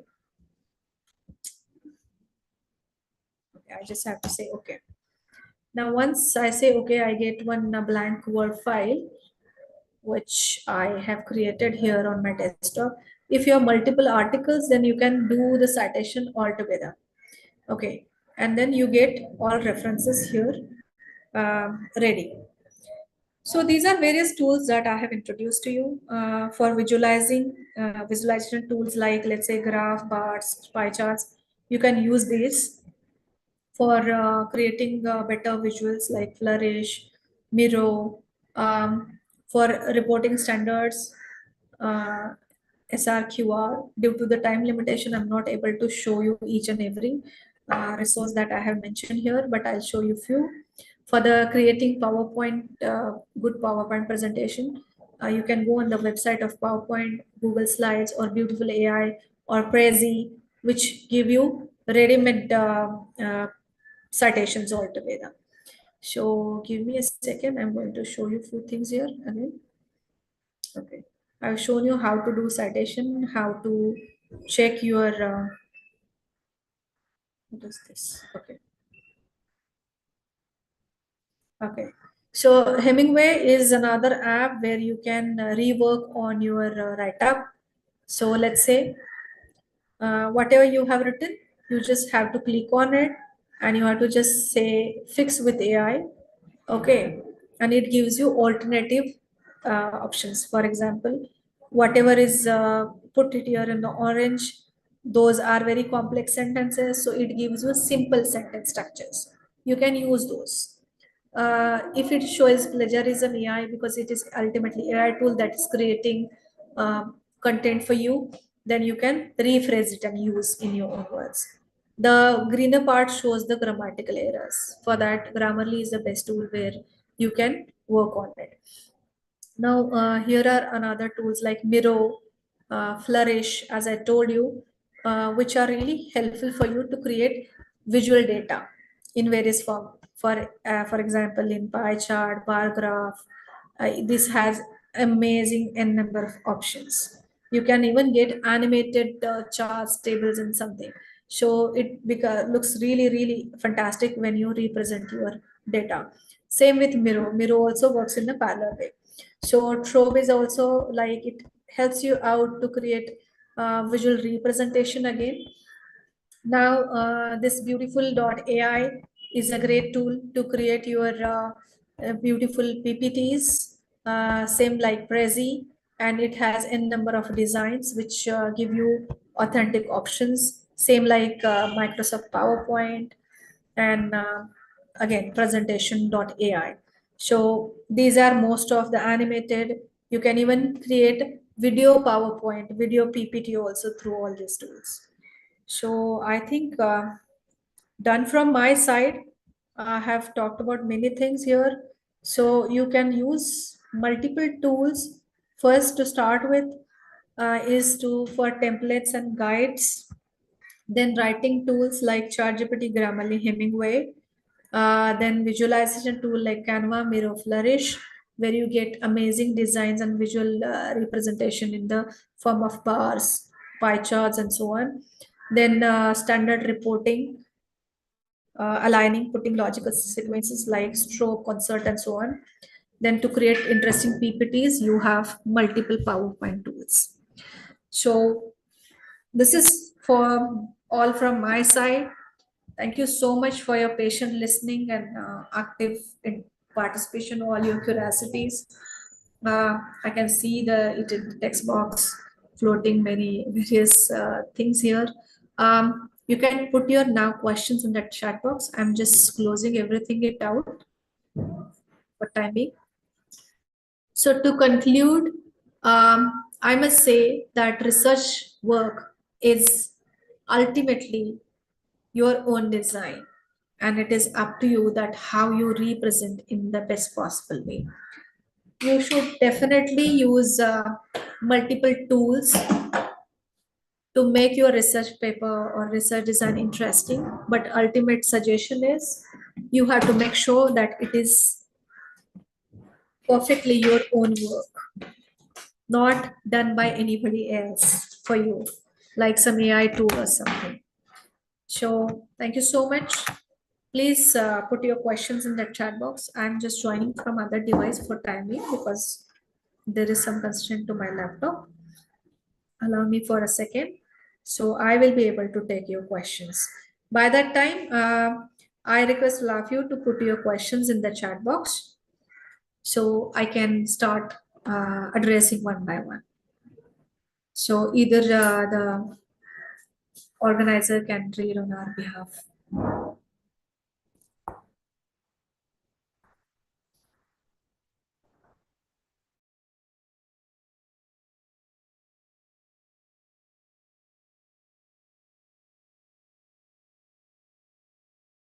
Yes, dear participants, very good evening. Thank you so much for your kind cooperation. And now we have unlocked the meeting. Those who want to ask your doubts, you can ask.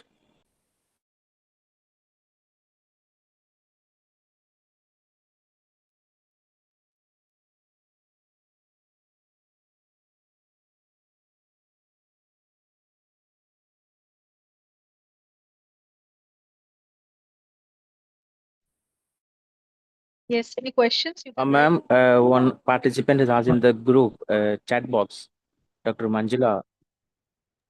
Yes, Yes, ma'am, all please. the tools are free of access. Not all tools are free. Some are paid, some are free. You need to explore those. Some need, but most all the tools need sign up. You have to create an account, sign up there. Only then you can access these tools. There are some really good demo videos available on YouTube also, which will make you little easy to use these tools.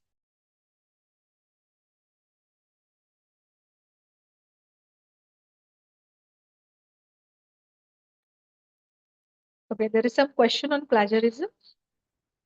Show which app is authentic. So for plagiarism check right now in India, we do have Turnitin and Grammarly as an authentic apps.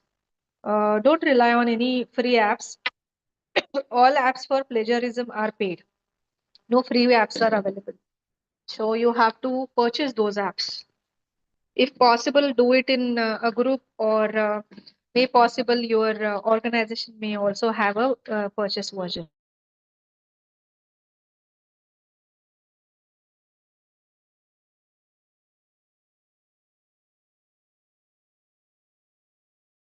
Any other question? By using our research, people can publish in Scopus. Okay. Yes, sir. There are many tools, those I have introduced, which are going to improve your research design. Because many times it's very challenging when it comes to quantitative data analysis, as these tools are very less known, and then not most of us are well trained in quantitative data analysis. So for numbers, these tools are going to help you out a lot when it comes to data analysis.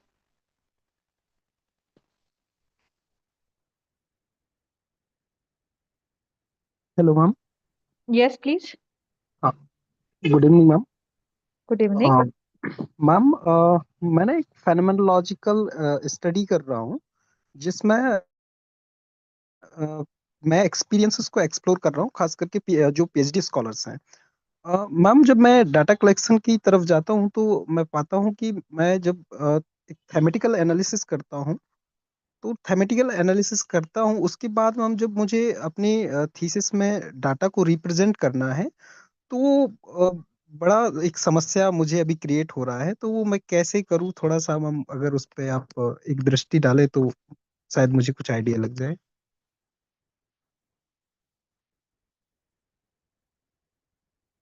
Hello. Yes, I heard you. Mhm. What kind of research you are doing? You said what's the main area of research? Ma'am, special education. Special education. Is it on Yes, the children with special abilities? yes, ma'am. PWD research scholars. Okay.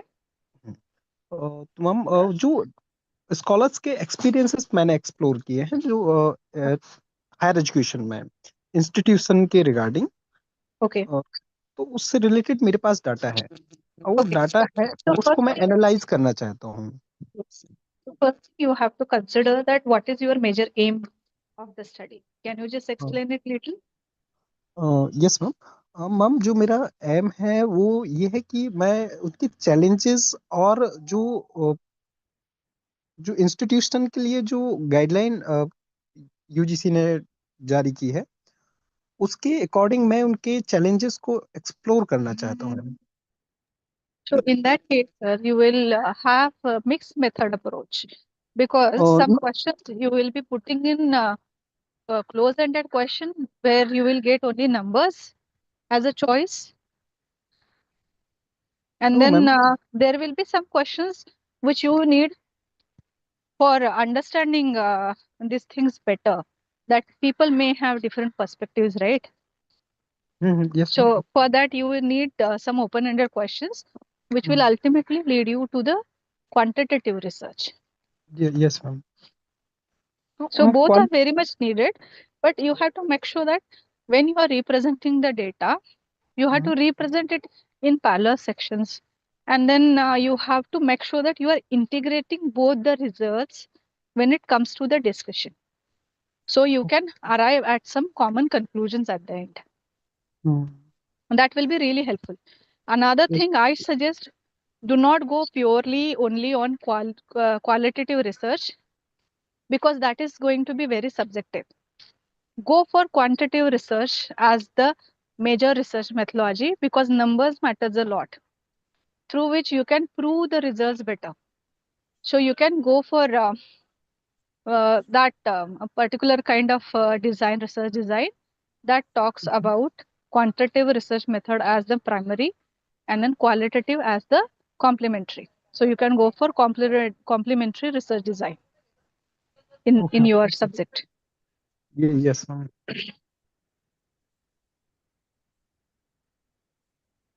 Good evening, ma'am. Yes. Good evening. Yeah, ma'am, I have one question that I'm doing sequential exploratory research where, like, first we have to do qualitative and then we have to go with quantitative, right? So, in that methodology, using qualitative findings, we will be making a scale which will be used in our quantitative studies, right? So, the final conclusion should be written on what basis? Like, should be only for quantitative findings, or it should also include the qualitative ones? What's your area of research, ma'am? What's your title of research? Entrepreneurship. What are you doing in entrepreneurship? What are you searching basically? Basically, I'm doing adoption intention of new technology in entrepreneurship. So, Okay. Okay. yeah. I see. I see.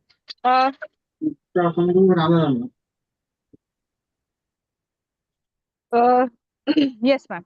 So whatever kind of research you are doing, if you are collecting qualitative and quantitative both data, and if you are going to mention it in your research, then you have to make sure that you have to put forth both the research results in that, and then ultimately you have to integrate it out. But it is up to you, as you have said that you will be doing sequential research. So excuse me, it's up to you that what you put forth first. If your research is majorly based on the numbers you are going to collect or the subjective opinions from the people, fine. So according to that, you have to give the weightage to your research. That's the only difference. But if you are collecting the result from both the sides and talking about mixed method, then you have to make sure that you are using both in your research. Okay, ma'am. Thanks. At the same time, you also have to consider the hypothesis of your study. What is your tentative conclusion? What do you want to prove from this research? Are you going to prove that these many number of people are using out or people are adopting or AI? What are you aiming at? Mine is adoption intention, ma'am. But in that, in my objective, there are certain variables which are new, which are not studied yet. So for those variable, I cannot make hypothesis. So for that, I'm doing qualitative study to make a scale. So I'm asking for the findings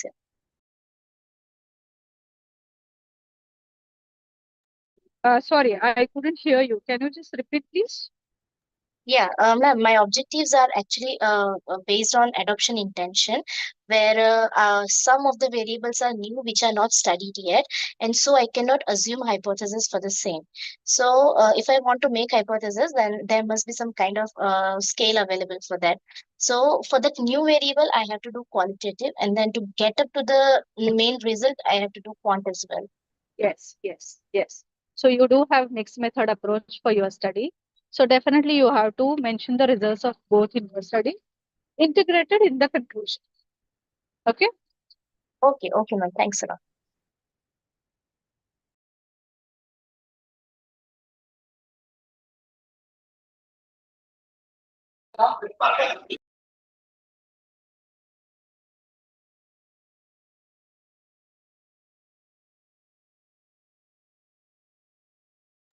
Any other question?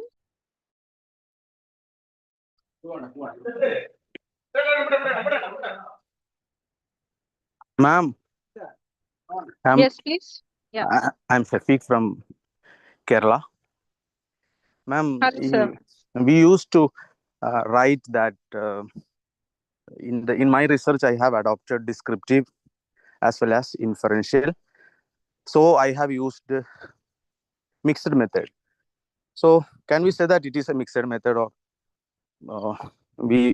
if we are pursuing qualitative and quantitative only, we can say mixed method or like that. So people used to in many papers and in open defenses also, people used to say that I have adopted mixed method because I have used descriptive and inferential approach.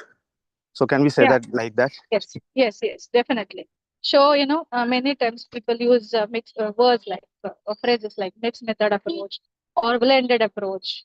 Okay, blended methodology. So these mean the same.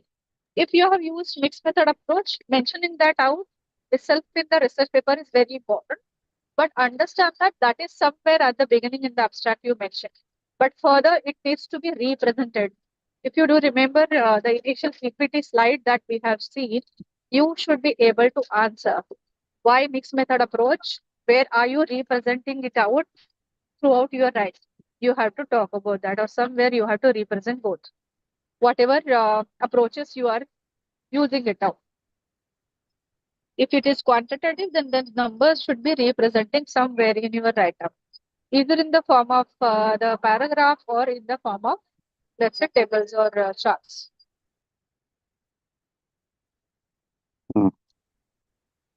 All through the workshop, I have been in doubt of that, because many people, they are not adopting qualitative approach, but they use the word like that. I understand that perfectly. Now, see, when people are saying mixed method approach, it may mean blend of other methods together, right? Field work, library research, or something else also, right? Not necessarily every time it's you are inferring the data in the form of descriptive or quantitative, right? So that might be the thing, and then may possible, as you were saying, that out of the passion, many people mention this word out to make their research more appealing and more interesting. So that actually is a blunder any researcher should not do. If you have adopted mixed method, only then you should say, and if you say that, then you should represent it in your writing somewhere. Yeah, thank you. Okay, man, thank you. Excuse me, ma'am. Yeah, yes, please. Yeah, good evening. This is Brij Mohan. Yeah, hello, sir. Ma'am, my question is related to the question which was asked by the previous participant. Ma'am, if we are using secondary data uh, in our research, for example, some data from the census, and we are conducting a qualitative research, for example, through interviews, unstructured interviews, then does it become a case of purely qualitative research, or can it also be called as mixed method approach? Now, I have a straightforward question. Will you be referring to the numbers from the census? And what about the kind of questions will you be having in your interviews questions? Open-ended or closed-ended? It depends on that. Yes, ma'am. Actually, the questionnaire will be open-ended. And the data that I am referring to is from the census about the village population, demography, other things. So if the questions, which are the primary base of your study, okay, are descriptive in nature, so then definitely you are going to have qualitative analysis in that case. Yes, So, yes. and the secondary resources is just a base of study. Again, First, please, ma'am. Again. questionnaire. Yeah. Again, ma'am. Please. Yes. Could you Okay, repeat that, sure. ma'am? Sorry. Okay. So if you are using demography, okay, from the census as just a secondary source of study, which is again base of your primary source of study, that is questionnaire, right? Interview questionnaire. So that will be just a resource. That won't be the quantitative study there. What you will be majorly analyzing, okay, it's very simple. Let me make it very simple. How will you analyze the data, or what type of data will you be analyzing? Based on that, gives a clarity of the kind of method that you will be using for your research. If you are analyzing numbers, then your research is straightforward, quantitative. For example, if you are talking about demographic or even gender population or bifurcation in male-female ratio in numbers as a secondary study, but not exactly mentioning it out throughout your research because that's not a primary study, then that's not quantitative research. Because if you are using only to make your questionnaire, for example, let's say, what are major reasons do you think for female infanticide? Because you might have identified in certain locality that female ratio is very low. Okay. Then if you are making a question or interviews on such kind of parameters, then your main research is interview, based on your interview, not based on the census or the reports or the even the data received from the election commission, right? For survey reports, for where we get male female ratios, right? So that would be my primary source of study. Your research method depends on the primary source of your study. So primary source of your study is descriptive. So your research becomes qualitative in that case. Yeah, thank you.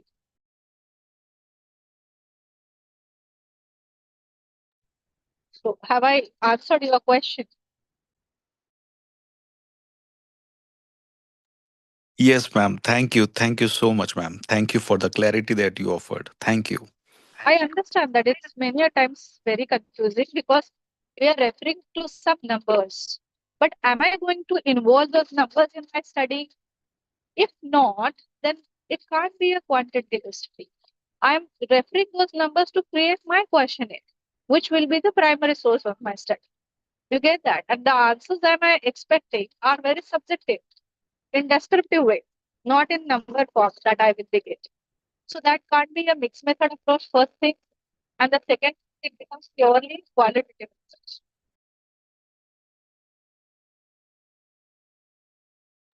Yeah.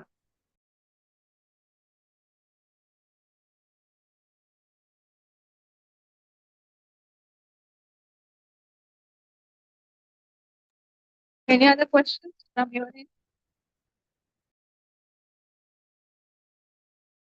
Yes, so thank you so much, ma'am. Thank you so much, ma'am. Thank you so much.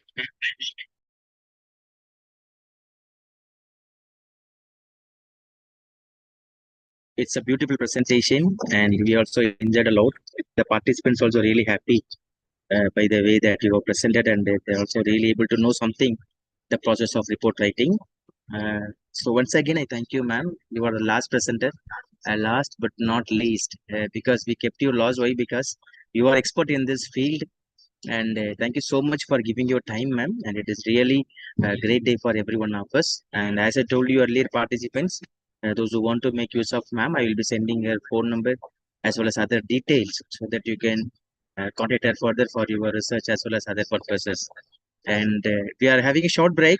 7 o'clock, we'll be having the proper validity session. I will repeat. 7 o'clock, we'll be having a proper validity session.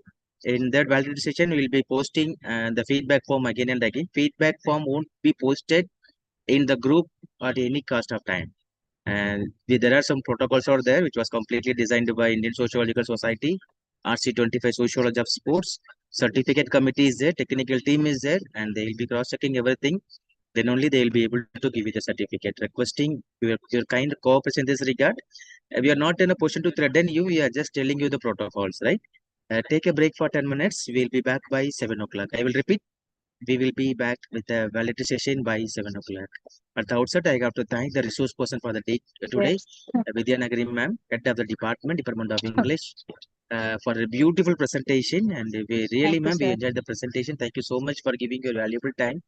Thank you so Because much. whenever, Same here. yes, whenever I approached you without any hesitations, you gave your time and you said yes for the presentation. Definitely, ma'am, our participants also learned something through your presentation. Thank you so much, ma'am. Thank you so much, ma'am. Yes, dear participants, please be in the meeting. We will join by 7 o'clock. And please don't send the link to anyone who is not being the partner and part of this workshop.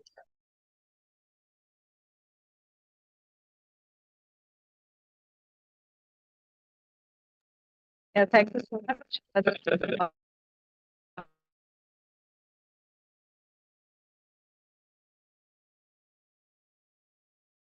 The joy of this, as research. Thank you so much for your careful attention and very active question. Very thoughtful. Thank you once again. I'm much obliged. Thank you.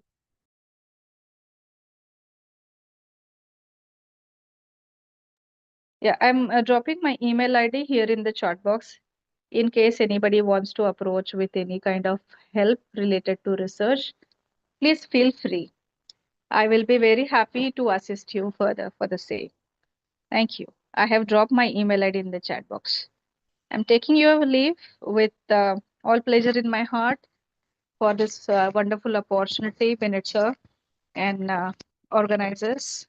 Thank you so much.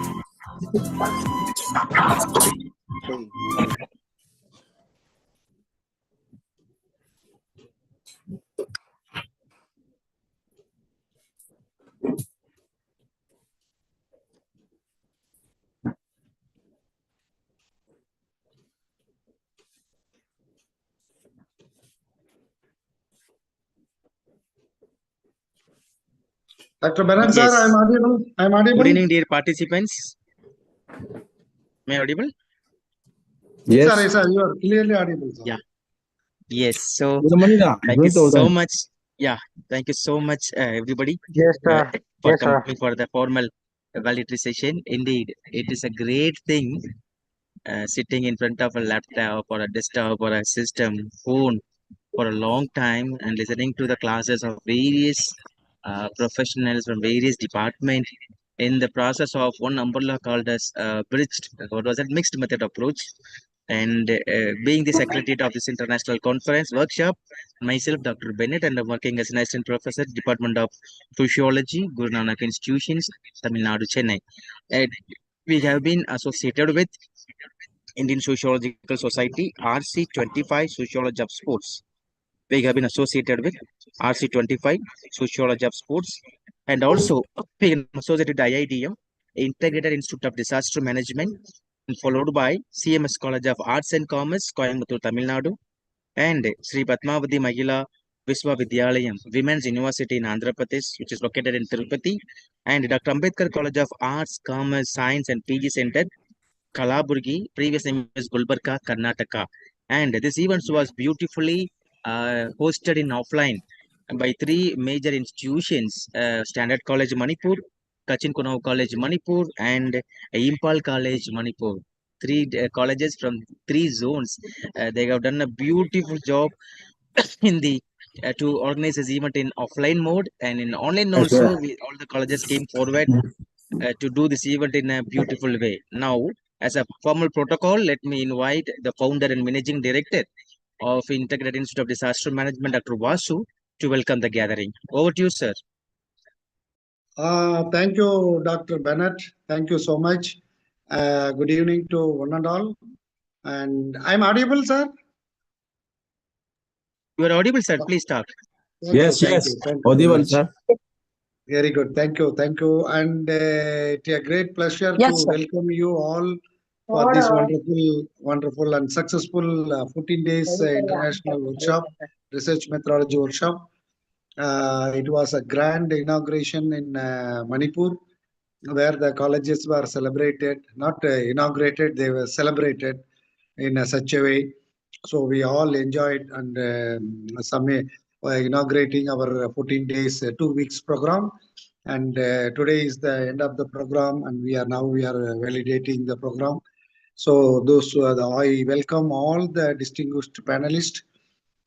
I welcome all the collaborating institutions, and I welcome our respected Dean, Southeastern College of Sri Lanka, and I welcome all the principals of the various institutions, particularly from Manipur, and I welcome all the head of the departments, Home Science Department from Manipur, other various faculties from other departments and other colleges, institutions.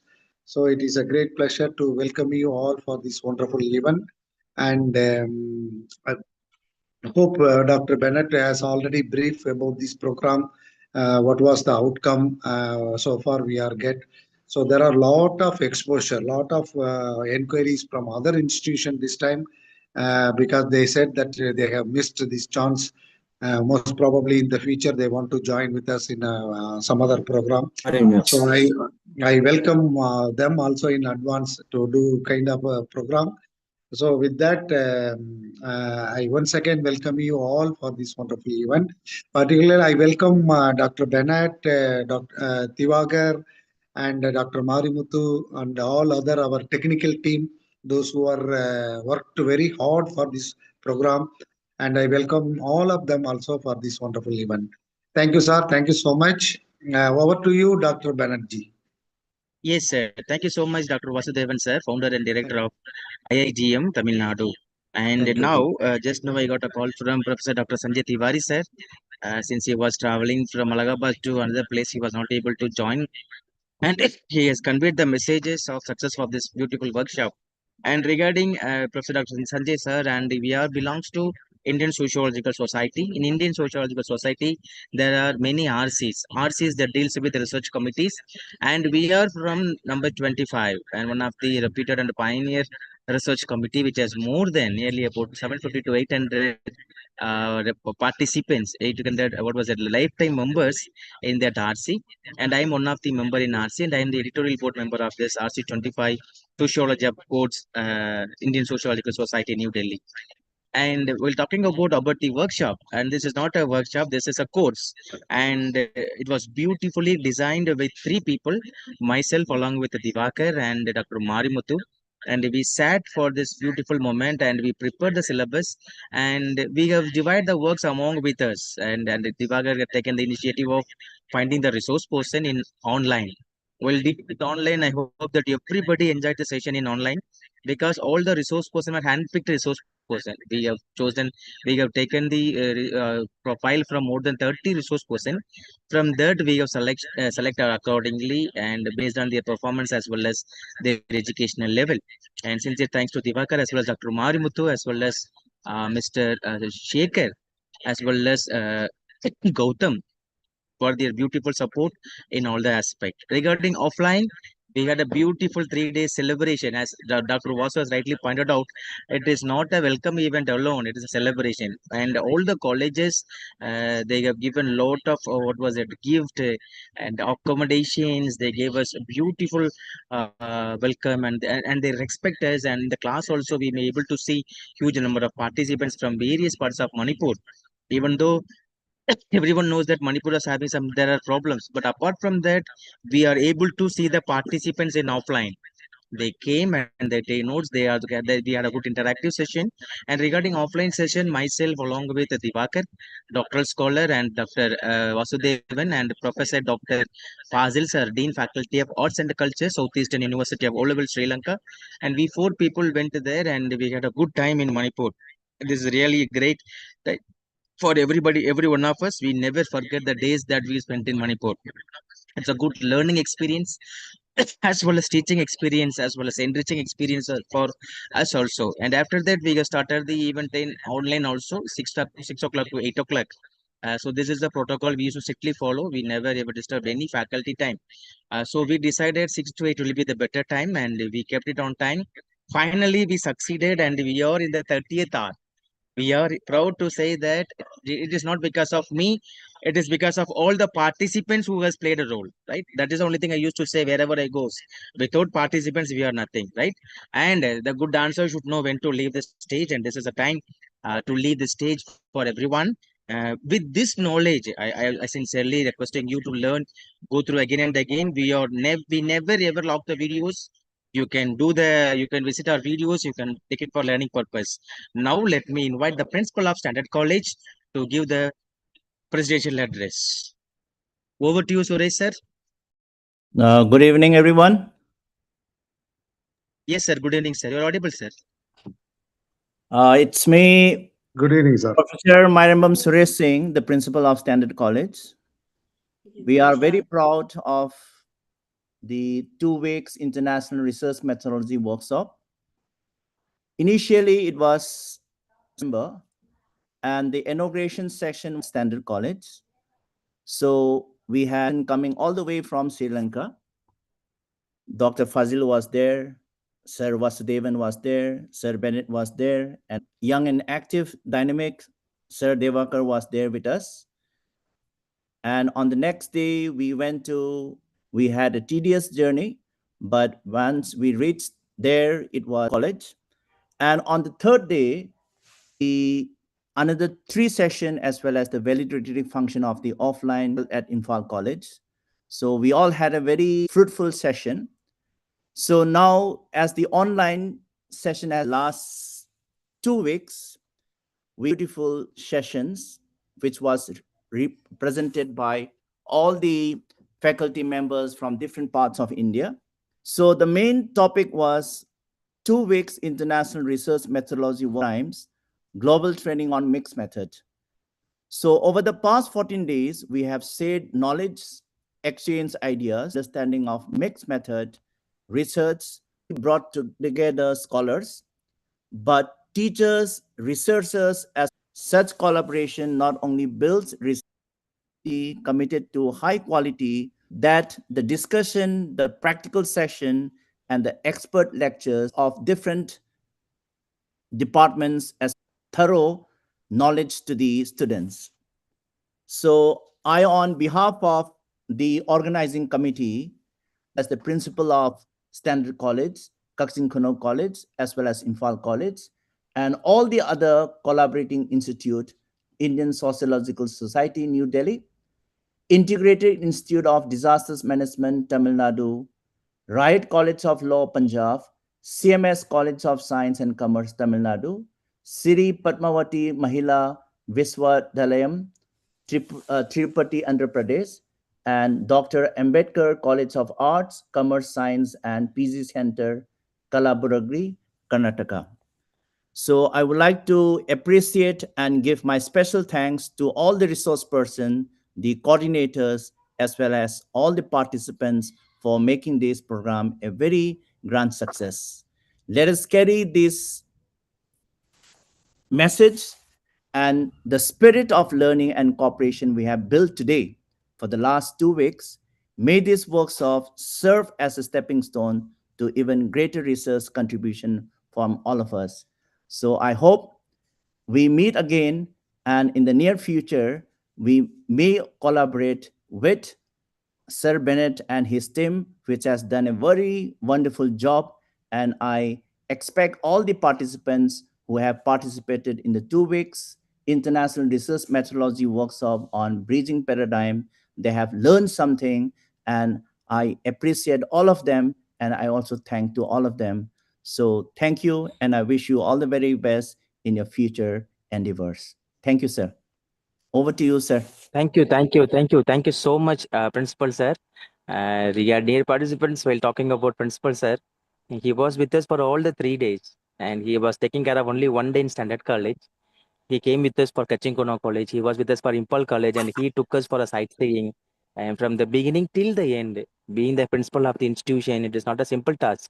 But he left all the job for us, and he was even we are privileged to have Manipur repeated this, one of the pioneer dish which our CM, our Prime Minister used to have the lunch. That kind of food he has offered us, and we are really happy the way the people of Manipur. Whenever I used to talk about people of Manipur, they're famous for hard work people. So that hard works we are able to see there. We are really happy the way that we enjoyed Manipur and everything is, as you rightly pointed out, definitely in the upcoming events, we may ask you to, we may go for the collaborative one. And let me invite the principal of Kachinkono College, Oinam sir, to address the gathering. Thank you, sir. A very warm good evening to all. Honorable dignitaries and respected resource persons, team faculty members, and their research scholars and participants. As a principal of the Kaksin Kuno College, as a chief guest of this 2-week research methodology workshop on bridging paradigm global training on a mixed method, I think it is a both an honor and a moment of deep satisfaction to stand before you on these ability functions. Over the last 14 days, we have engaged in a rich academic conversation, hands-on training, theoretical reflections, and methodological exploration that have truly expanded our understanding of qualitative and quantitative and mixed method designs. This workshop has not only strengthened our research, but also created a vibrant community of learners committed to our rigorous and impactful scholarship. So I think this workshop also will provide us a dynamic platform for knowledge exchanging and fostering international dialogues And I also would like to mention here that this mixed method research is no longer alternative one. It is becoming essential for generating and comprehensive and more holistic, findings.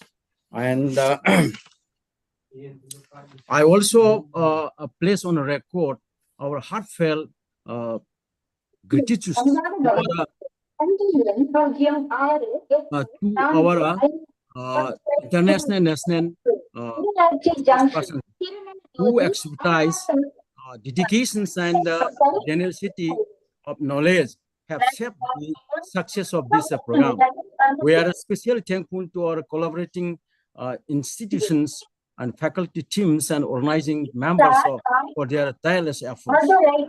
And, our active engagement, thoughtful questions,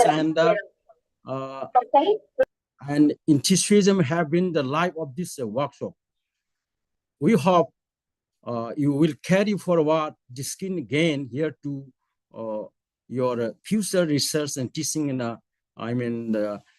field practice. So here in this, on behalf of the organizing committee, I extend sincere thanks to everyone who contribute to this journey. Let us continue to build a bridge of the knowledge and inquiry and collaborations. I think this workshop was very successful in free food. And here I am taking a chance to declare one thing for our teachers of Kathmandu College. By tomorrow, I will distribute a certificate to all the participants at college. So with this, I formally declare the validity session closed. I thank you and wishing you all grand success in your research methodology. Once again, thank you all.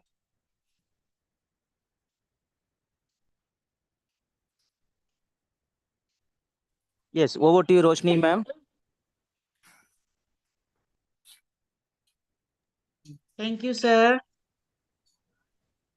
Respected dignitaries, distinguished resource person, respected international delegates, STEAM participants, research scholar, organizing committee members, ladies and gentlemen, I, Dr. K. Rosnimala Devi, Assistant Professor, Department of Home Science, Standard College, wish you a very good evening.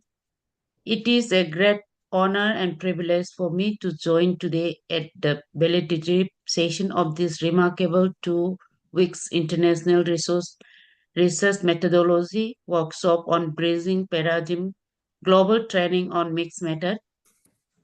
These bridges that have built between paradigms, between disciplines, and between nations will serve as a pathway to more meaningful and impactful scholarship.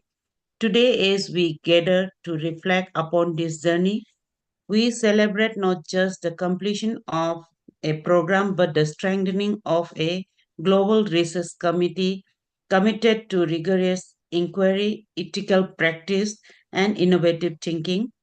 To the esteemed resource person and facilitators, your sessions have ignited curiosity and provided the foundation upon which many future researchers will build their career.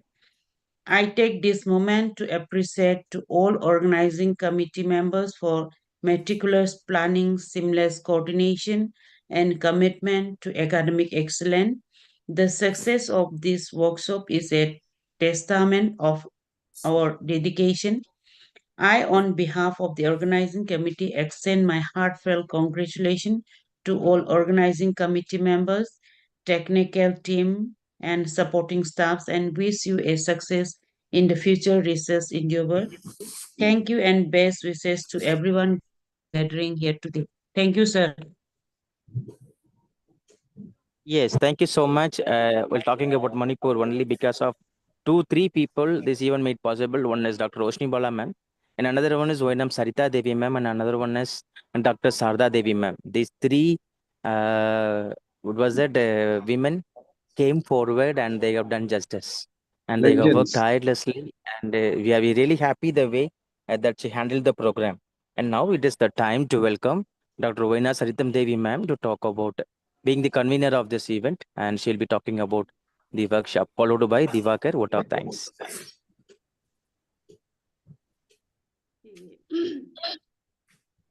Oh, okay, thank you, Benit, sir.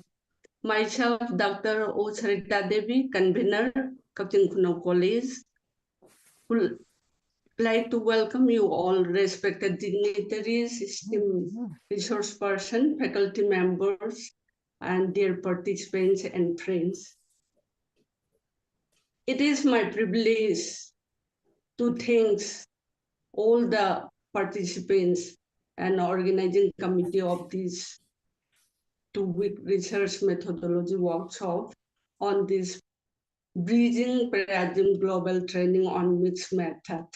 And I would like to express our deepest gratitude to all those international and national, both offline and the online sessions. They're enriching that knowledge and technique of understanding that inspire all of us in the new direction in this research field. So I would like to thank all the resource persons for giving such thoughtful and insightful experience to all the participants of this two-week methodology workshop.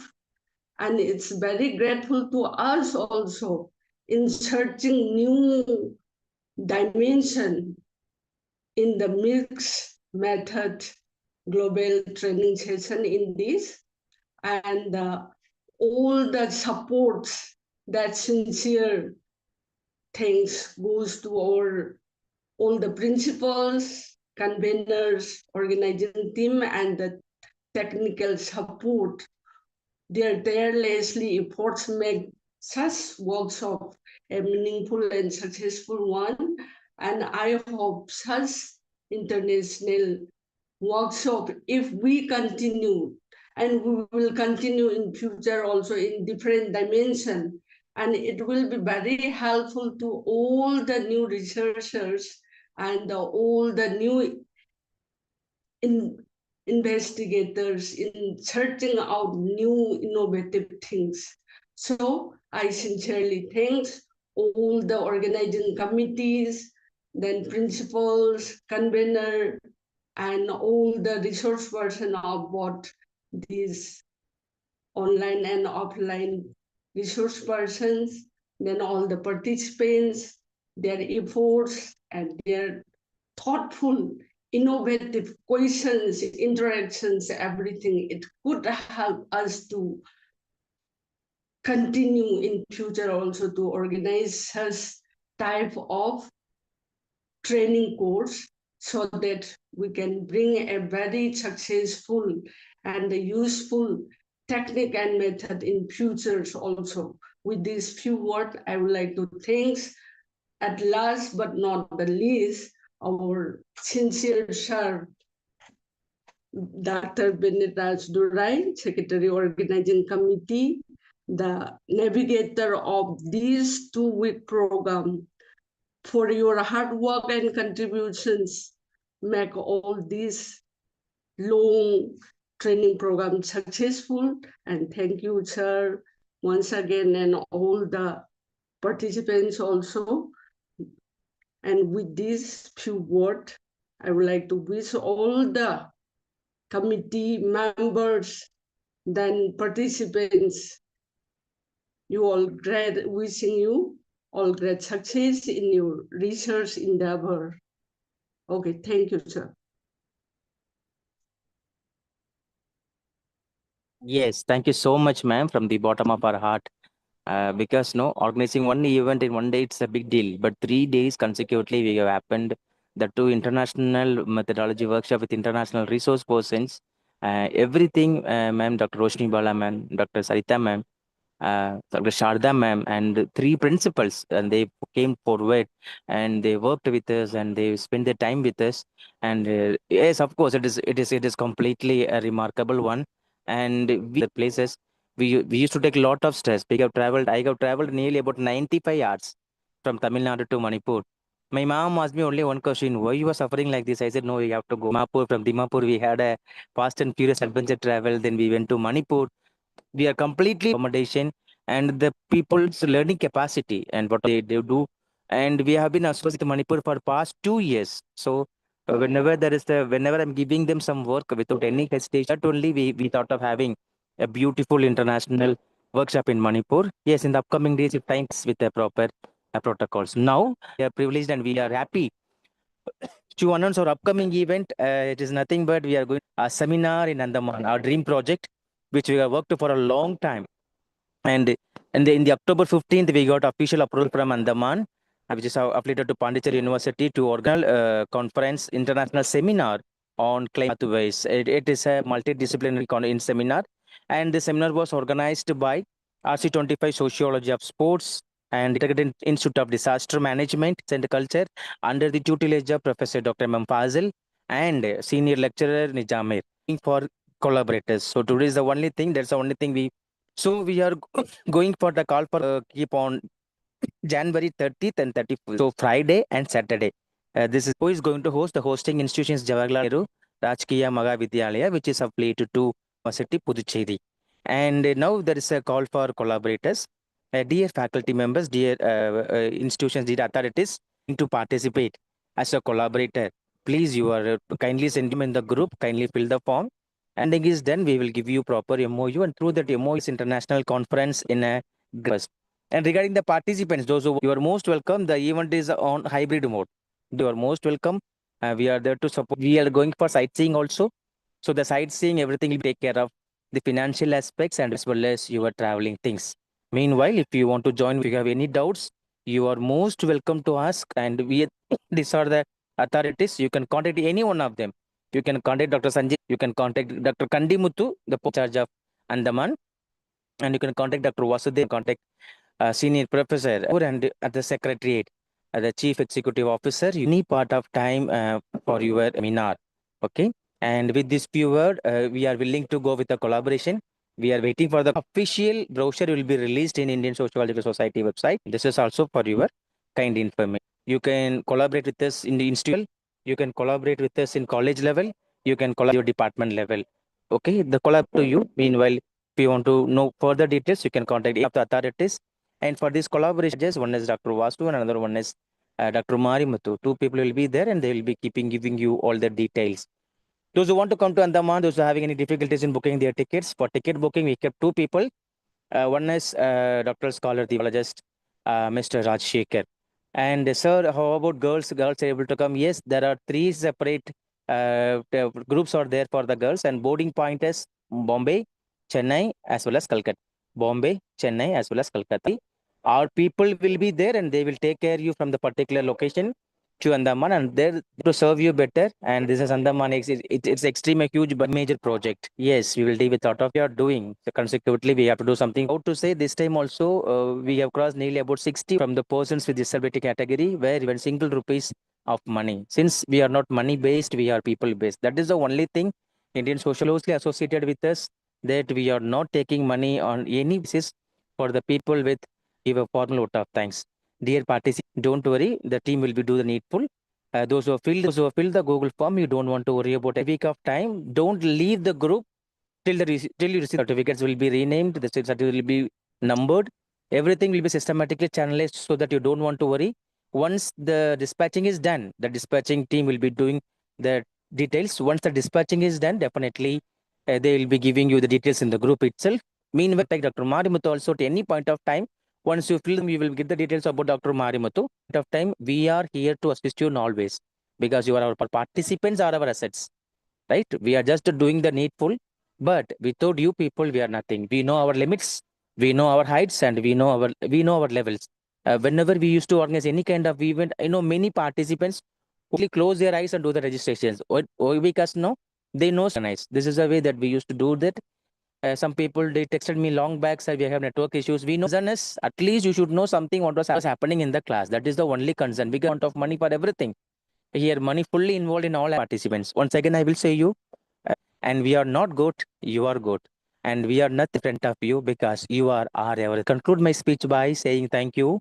And wherever I used to go, I used to say only this word, God. Right? People told me that Bennett sir, we don't know how people come in Manipur, but I never thought Manipur will cross 250. Manipur crossed 250 participants, and with lots of happiness. And when I came back from Manipur with lots of tears, we came back. We were not able to control our feelings and emotions because the participants love towards us. Okay, people are coming, we should go, we should participate. The way they have carried us. And regarding online participants, whenever I used to put a message in the group, immediately you used to call me relationship. Sociology is nothing but interactions. So in our workshop, we have interact other closely connected with each other or indirectly. This is the only thing I can say from my end. Now, let me note our doctors, our chief accountant, the vote of thanks, and then we will formally conclude the meeting. Thank you. Love Bennett you all sir, from the bottom of my sorry, heart. Bennett sir, Dr. Bennett sir. Sir, Dr. Bennett sir, is there any deadline for the collaborators? First come, first serve. If people, those who can want. We will send the form in the group, then we will segregate according to the departments. Okay, sir. Okay, sir. Thank you, sir. Thank you, sir. Over to you, Divakar. Yes, Bennett sir. Very good evening to one and all present here. Namaskar. Kurumchari, Vanakkam from the myself, Divakar, as a full-time PhD research scholar under the Fellowship of Tribal Research Studies, Government of Tamil Nadu, Department of Tribal Welfare. And yes, today is the last day, and it is the last vote of thanks of me. I had a very privilege and prestige to express my vote of thanks in the bottom of heart to the each and every one of here.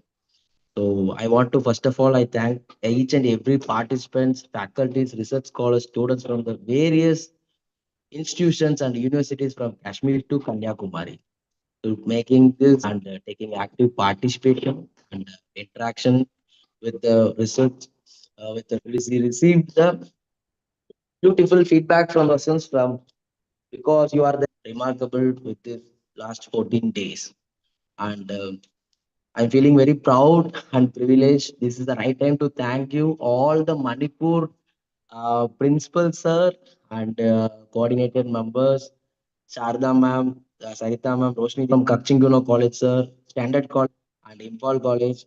I want to thank you from the all the loves and blessings, loves and everything from the Tamil Nadu. So your hospitality and your taking care of us in this offline event was highly able and so heartfelt. It's both offline and online. Especially my special thanks to the Faculty of Arts and Science, Southeastern University of Sri Lanka, and founder and Dr. Vasudevan sir for IIDM Tamil Nadu, and yes, overall coordinate the Bennett sir, who was the key maker of this event. And I want to thank all the online collaborators to who managed and every day to taking care of the on, and it was went a very good. Finally, I want to thank Professor Varisa who motivate us every time to a beautiful event and who support us from the each and every part of the. So thank you so much, one and all. Once again, I want to thank all the support staffs, senior psychologist Rajesh. So thank you so much, and we are in the line to be a next track for the upcoming events. We are hope to join soon, and we will be rocking the. We will be in a track for the another Andaman event in January 30 and 31st, and we are on work to be part with you in the future period. So thank you so much, and thanks a lot to express our gratitude and love from everyone. So thank you so much, our respected faculties and respected research scholars, students, and each and every collab. Thank you so much. Thanks a lot for everyone and everything. Thank you so much. Any feedback from the participants? Yes. Kindly invitable, unmute your mic and.